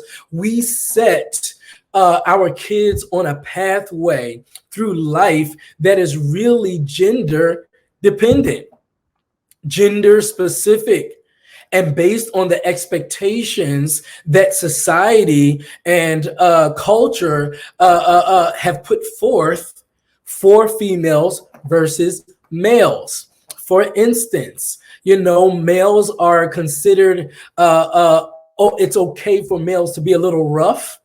It's okay for males to be aggressive. It's okay for males to speak up and to get in the fight and not be emotional. That piece is kind of stifled in males, whereas for females, that emotionality is fostered. It is looked down upon for females to be aggressive and to push forward and to own her territory, own what she knows is hers. And because of that, there is kind of a passivity that is praised in females versus an aggressiveness that is praised in males. And from a child, females and males begin to understand or begin to develop for themselves an approach to life, how to navigate the world based upon those external expectations. And this is intentional. You may not realize how intentional it is, or you may not be as aware of how you're falling into kind of the expectation. But this is because the culture says that men are valued at a greater degree than females are valued. So we go through elementary school and, men or males are pushed in the direction of sports and competitiveness, and they are encouraged in topics and areas of education, such as math and science, whereas women are, they are discouraged regarding certain topics of study, such as math and science. They are discouraged in terms of sports and aggressive activities. They are discouraged in terms of competition, and all of that has an impact on their decisions as to how they move forward in their life. All right, we're talking about the etiology of some of this gender discrimination and some of the gender inequality. It begins in the youth. And so men develop a level of confidence that allows them to be able to approach and navigate the world in an aggressive way, in a forceful way, in a confident way, whereas oftentimes women have difficulty expressing that same level of confidence. They have difficulty expressing that same level of aggression, and therefore they internalize the messages. All right, internalize the messages that there are certain areas where you don't belong. There are certain jobs that you might not be able to do. There are certain arenas and industries and places in society that you should not aspire to in comparison to your male counterpart. All right. So you can see how there's a framework being developed in the male that gives him a sense of superiority versus the framework that's built in females that causes them to feel a little bit more inferior compared to their male counterpart, you know. And so what I'm trying to get you to understand is that it begins in the home. All right. It begins with the family dynamic. And when we talk about those ways of overcoming discrimination and inequality, we're going to come back to the family and talk about what we can do from the household outward.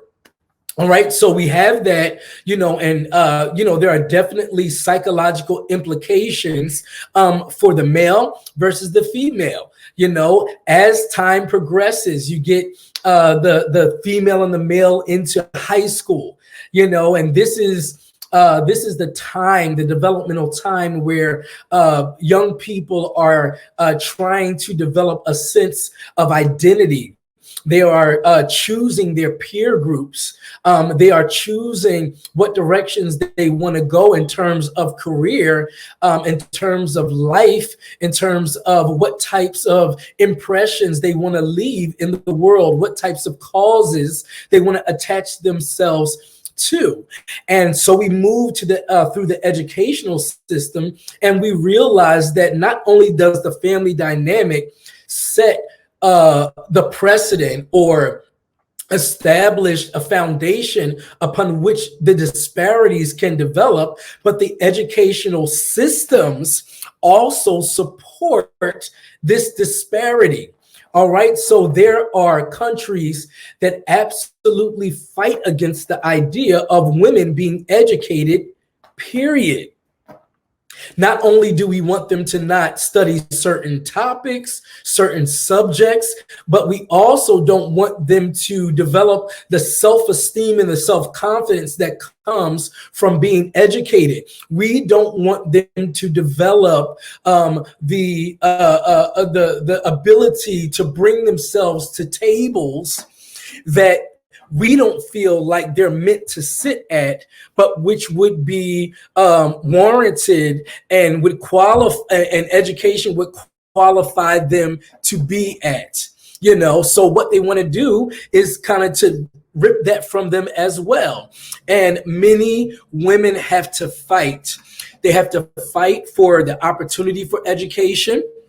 You know, I remember a time in elementary school when I was growing up, we had what was called wood shop and home economics. And looking back in hindsight, I could see how one gender was pushed one direction versus the other gender being pushed another direction. It was kind of like a dichotomy. Either you're going to work with your hands and build wood and do manly jobs and, you know, kind of go that direction, or you were going to be domesticated by learning how to cook and sew and take care of the home. And there was no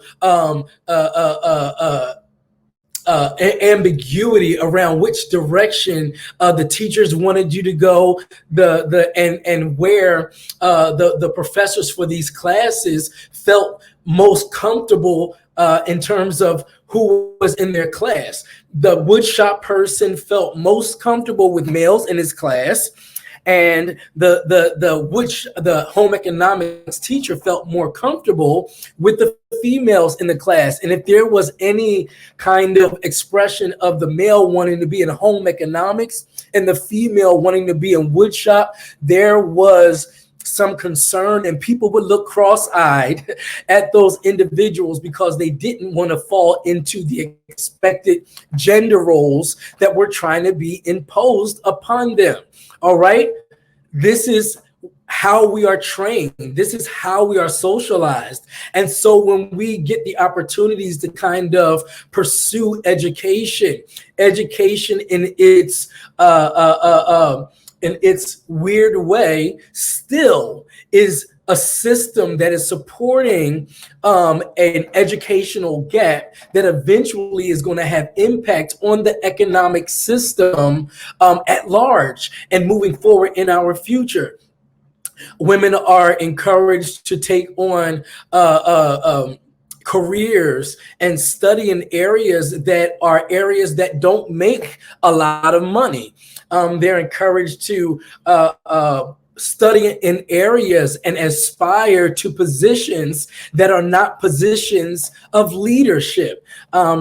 They are told and in some way or another that what they want to pursue, if it's not socially acceptable or the social norm, that they will not succeed in those areas. Yet and still, males are pushed in those areas. Males are recruited in those areas. And many times males are underqualified compared to the female in terms of being able to in terms of being accepted into programs and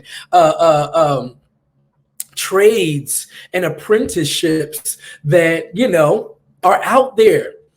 So we have an issue here that has been building and building and building, and it has had tremendous impact, first and foremost, psychologically, because a lot of women suffer with maybe what I would call, as a psychologist, imposter syndromes.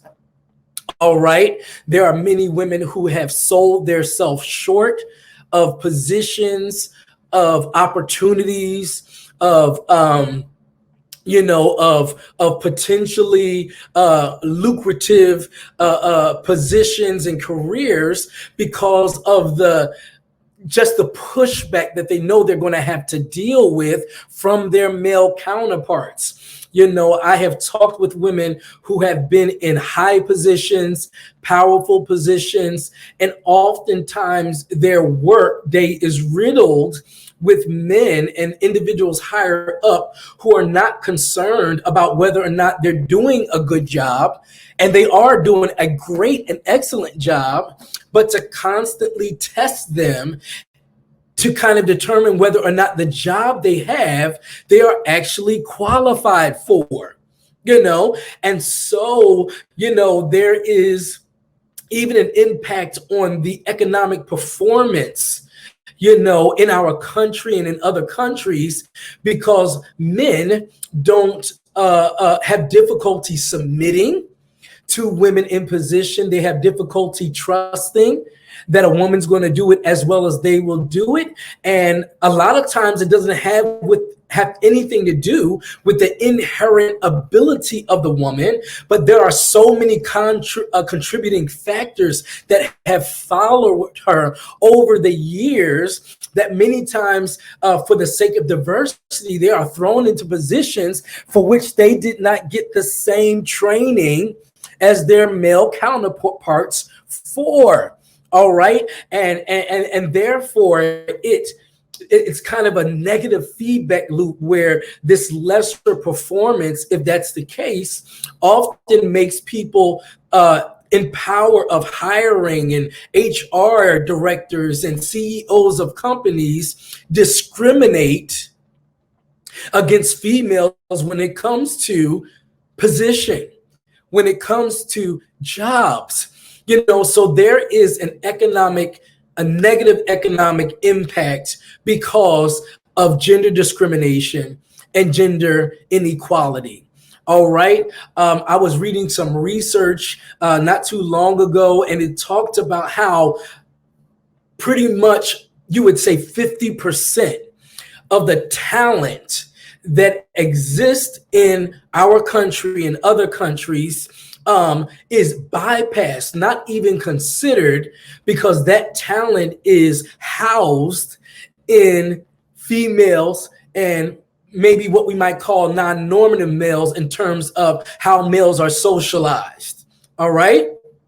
We're missing 50% of the talent pool because we won't even give consideration to some females and men, you know, because simply because of their gender. It doesn't even register in our minds that individuals are capable, you know, of being able to meet the demands of a task simply because of their gender. And as a result, women are constantly subjected to the supremacy of males. Women are constantly subjected to the manhandling of males.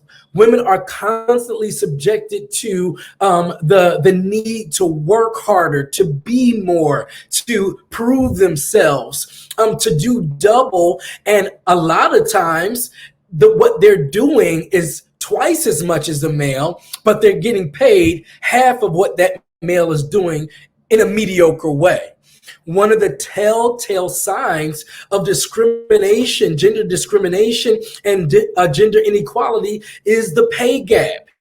And we talk about it, we mention it, but this thing is rooted in a system that even when women step up to negotiate, even when they mention that all things being equal, except for our gender, I outperform my male counterpart significantly, but I am not getting paid what the male counterpart is being paid. All right. We see this gap widening. We see the educational gap widening.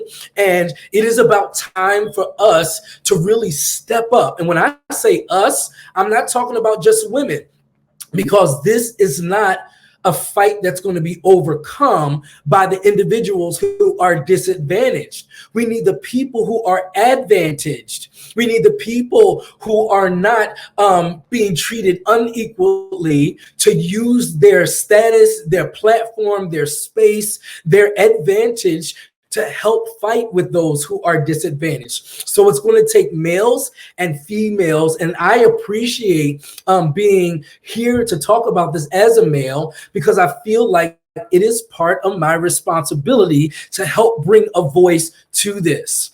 What we don't understand is that the impact is so drastic that even violence increases when it comes to gender inequality. Women are abducted and taken, and justice is not found for them. Women are abused and treated very poorly, emotionally, verbally, and sometimes physically, because we have developed a culture that values the needs of men more than the needs of women. All right. So we have work to do. We have to really take into consideration that there is an issue here, and we need to take into consideration that there are psychological implications, there are educational implications, there are economic implications, there are violence implications, and that there are future implications regarding the well-being of our country and other countries if we don't close that gap.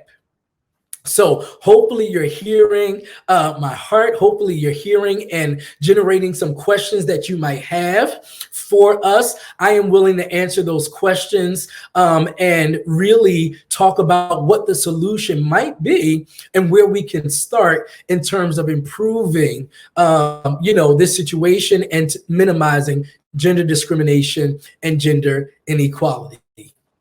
So Dr. Malika, if you're there, please feel free to come back on, jump back on, and begin to share some information with us. I think I can definitely speak to the psychological implications, but I also can speak to the systems that are in place, rigidly in place, and at work, because I myself, although this is about gender discrimination, I know what it feels like to have the system work against you as well. So I'll start with this question. What are some of the psychological implications from dealing with the gender inequality and discrimination that women could possibly see and not recognize that the cause of that could be the discrimination that they're dealing with? Absolutely. I mean, some of the first things that come to mind are the very basic clinical issues, disorders that we talk about all the time, such as depression, anxiety. One of the things I just mentioned was an imposter syndrome, where you know that you're qualified, that what you're able to produce is not by chance, but you hold back and you almost self-sabotage because you feel like it's by chance, or you feel like you're just having luck, or you feel like maybe the environment that you're working in is not as rigorous as maybe one might be that your male counterpart is in, and you'll start doubting your strengths, you'll start doubting your abilities to actually compete in a competitive society. So those are things that we deal with. Just think about it. If you've put in the work, if you've received the education, if you have a proven track record of your success, and no matter what you do in a job position, there seems to be pushback or a wall that you bump up against. They don't want to get rid of you. They keep promising you promotion, but they keep, skipping that promotion. It goes past a year, 2 years, but they keep handing you more work. You're going to begin to feel hopeless. You're going to begin to feel depressed, as if no matter how hard you work, it's going to be like you running on this kind of gerbil trail that's not leading to the success you can achieve, and the promotion and the acknowledgement that you deserve. All right. And when depression sets in, when anxiety sets in, that, believe it or not, impacts your performance as well. What you once thought you were passionate about, what you once, felt like you could put your whole life in and could allow yourself to be consumed by, you begin to lose that passion. And that can knock the edge off your competitiveness and the edge off your performance, only to confirm what these men are already thinking about you. It's crazy. So there are psychological implications. We can't eliminate trauma, because it's traumatic to go to work and have to deal with, for instance, let's say harassment, and it might not even be of a sexual nature, but if you have people joking, they got the same degree, they may even have a lesser degree than what you have, lesser skills than what you have, but they're in a position of power over you, and you've got to deal with them shutting your suggestions down that are rooted in education and research and that would work, who might even steal what you suggested, get the credit for it, and not even acknowledge you about it. It was a joke when you mentioned it. That can be traumatic, and those little traumas will add up over time to be a big thing, to the point where you're not even contributing to the degree that you can, because it hurts to realize that I'm investing with no return on my investment. So, there's so much more I can mention in terms of psychological implications, but it is real and it has impact over time. So now that you've given some of the examples of the psychological implications, what's some tips of what we can do? Obviously, we're both clinicians, so our main advice is go see a professional, right, to help guide you through. But besides that, everyone won't go see a therapist. So what are some things practical tips of things that they can do to assist themselves when they're starting to feel the impact psychologically from their discrimination and inequality? Yeah, I know it's going to be difficult, but I'm always an advocate of figuring out a way to communicate and articulate what you're actually feeling. Because there's also a trauma and a fear, I would say, of, the fear of rocking the boat, a fear of ruffling feathers, a fear of, just being a troublemaker. Why are you bringing this up? You're just extra sensitive. It's almost like when you're in the workplace, you're trying to shed all of those preconceived ideas that lead to these men discriminating against women. I don't want to be emotional. I don't want to cry. I don't want to appear super sensitive. But in essence, you also are dismissive of what your feelings are and what's happening with you. And you have a right to have a voice. So really balancing that and finding a way to artistically have your voice known without these men being intimidating. And at the end of the day, there's still somebody who's going to be intimidated by you or offended by you. You can't back down in that area, because your speaking up is not just for you, and it's not always to just change things. Sometimes you've got to get it out and not keep holding it in. That can be unhealthy as well. Seeing a therapist, of course, being able to vent and talk about it to the therapist, and to ensure that you are holding on to the truth about who you are, and not allowing the constant negative chat or the narrative of your workplace, of your home, and even of your church. I didn't even deal with that, but gender inequality and discrimination, it also spreads into the faith community very much. And you'll find yourself doubting more and more. Am I qualified? Am I called? Am I competent? Do I measure up? And those are not the types of thoughts that you need to be wrestling with, period, regardless to what context you are in. And then I think you also need to, I think you also need to find something that you can pour yourself into in terms of pushing forward or advancing this fight. I think that can be therapeutic.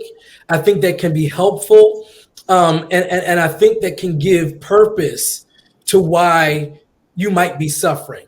Because everybody's not going to, be able to follow a person who has blazed the trail for them. Some of you out there are trailblazers.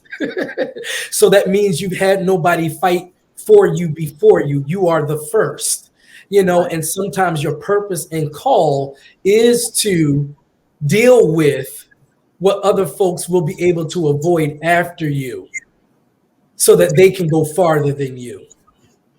I think that both of those tips are good. I really like about finding purpose and pouring into something else, because it's really hard to focus on the negatives that you're dealing with in your life when you're helping someone else and pouring into something else, or a cause where you can see that it's going to make someone's life a little bit better. So I do think that both of those are really good. I'm going to stay on this vein because this question was interesting. How do you start the conversation in your workplace with management? Because a lot of times you talked about the fact it's male dominated. So they're the ones in charge.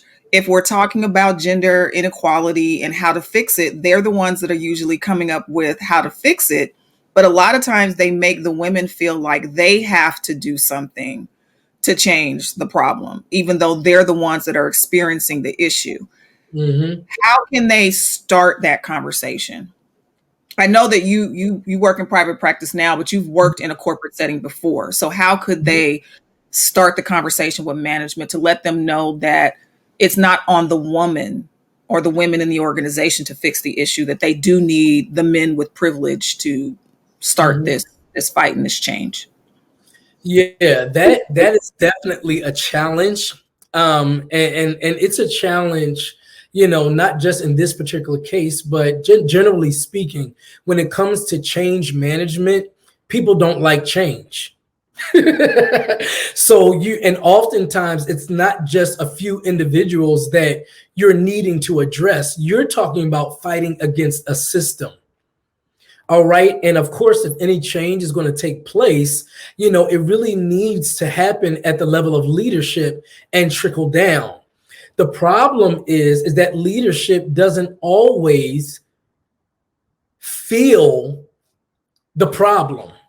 And the reason why I say feel the problem is because we have a lot of intelligent people in leadership who can theorize and understand what the problem is, but they don't feel what the problem is. And I think what individuals need to learn how to do is learn how to present it less in an intellectual way and more in a feeling way.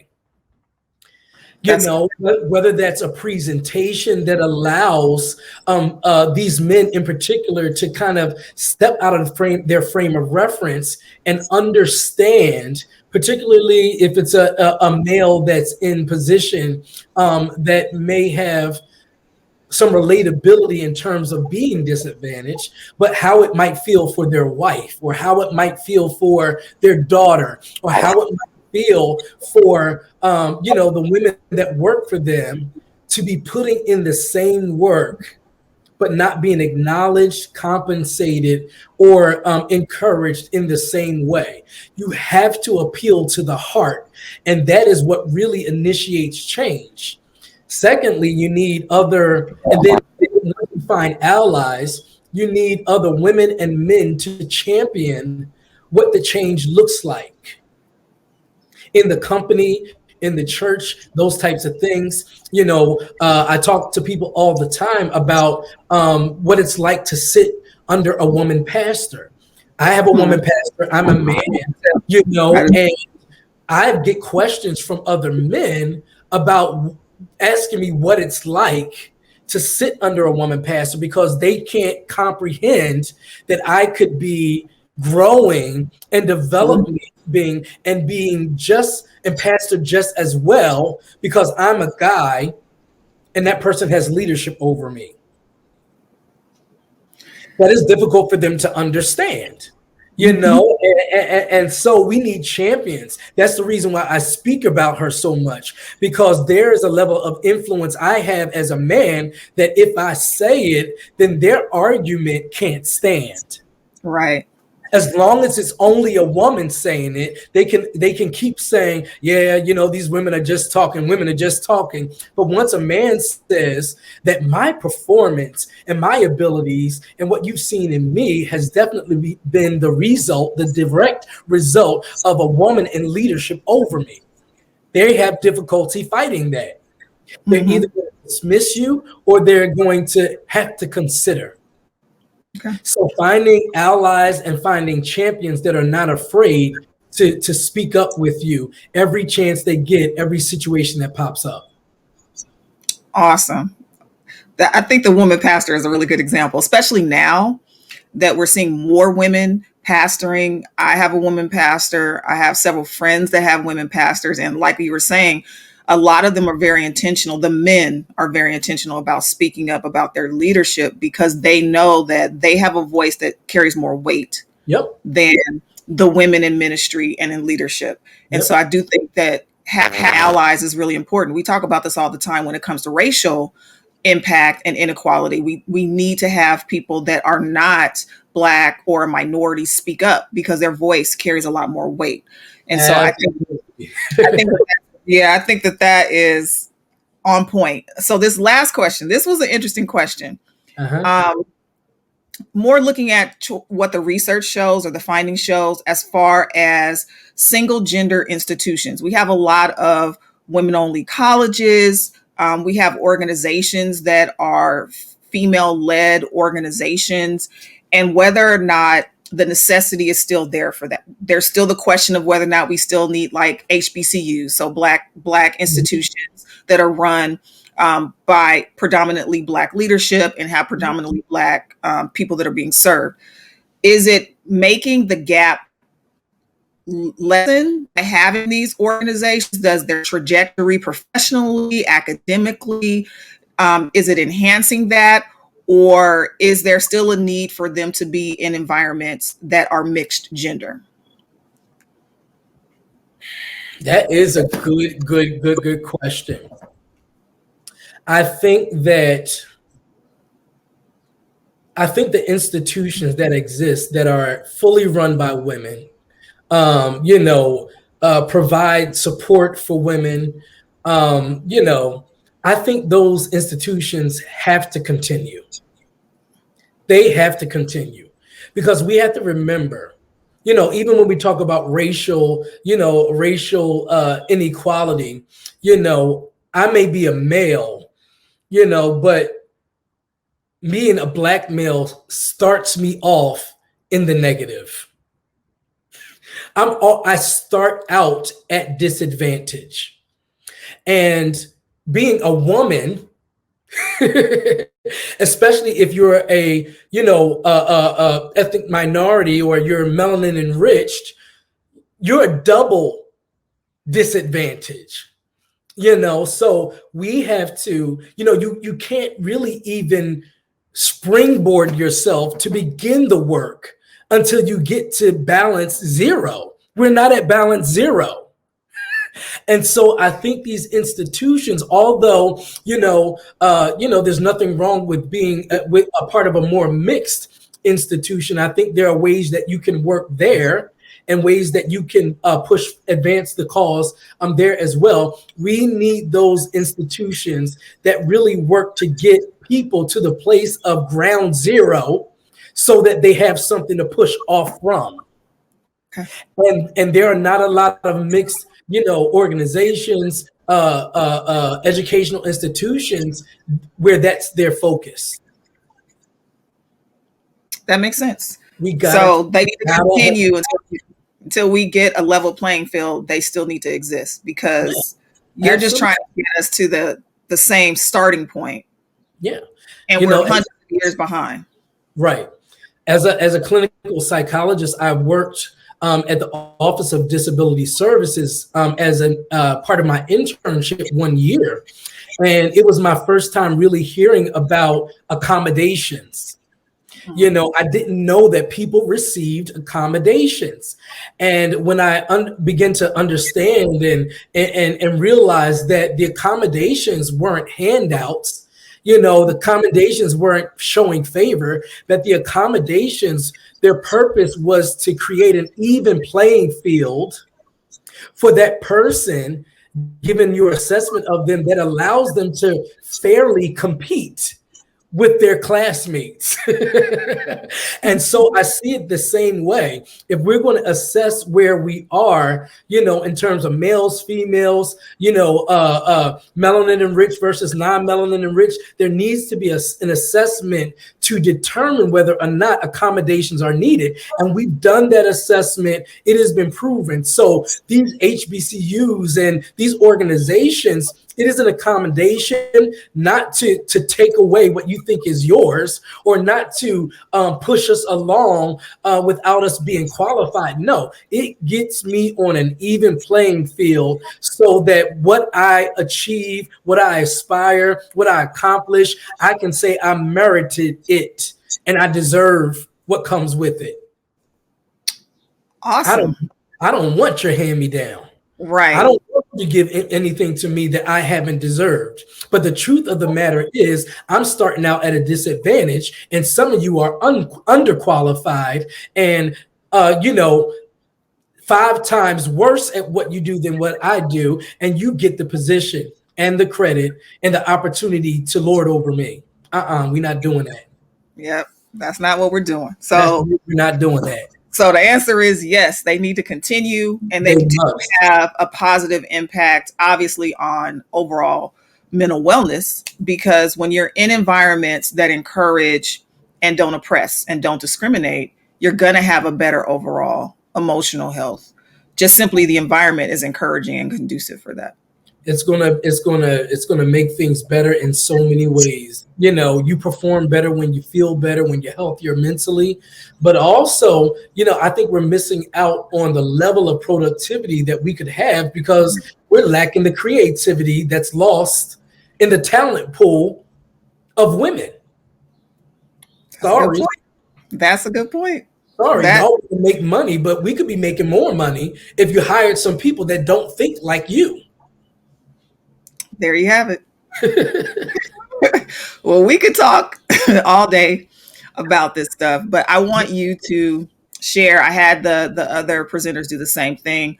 We know that in our field, only 2% are African American. And so I want to make sure we push our African American clinicians so that people can get in contact with those who look like them and understand their journey, their lived experiences, because I do feel like cultural competency is one thing, but when the person knows from firsthand experience what that is, there's a different level when it comes to that. So share with how people can get in contact with you and what services you provide.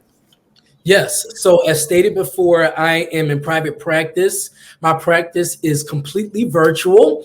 So depending on what we call the work we do, I have clients from all over, and you can do that by just going to my website. And I've created a new website, so I'm going to give you that website address. It's www.rayvannkee.com. My first name and my last name together. Simple as that, all lowercase. Rayvann Kee, 2 N's, 2 E's, 2 E's after Key. All right, so you can go there. You can read up on what services I offer. I tend to call myself a generalist. So I deal with a variety of topics. You can get packages for your companies, packages for your organizations that help move you from point A to point B. For those who don't know, I have an MBA as well. So I tend to kind of work not only as a clinical psychologist, but as an organizational psychologist as well, with a specialty in talking with leadership. So if you're looking for any of those services, just go to the website. Otherwise, if you're on social media, you can follow me on Facebook at Kee to Wellness. That's my last name, Kee, the number 2 Wellness, and on Instagram at Kee to Wellness as well. And you'll find great content there, advertisements there, what I'm doing in my practice, and even ways to reach out to me there as well. So that's there you have it. That's what I do. That's where I am. And I would love to hear from any of you about how I can be of service. Awesome. Thank you so much, Dr. Ray, for taking your time out, the only male presenter for this event, but still, we don't discriminate over on this side. So we know that men have something to offer, just like we want the world to know women have something to offer. And so, and we're better together. Exactly. Let's bridge the gap and let's work towards the same cause. Yes. Where I'm weak, you may be strong, and where you're weak, I may be strong. Well, don't be a stranger. You might be called on next year for a mental health event to come back and speak to our group of sorors. But I thank you so much for taking out of your busy schedule to come and do this for all of us.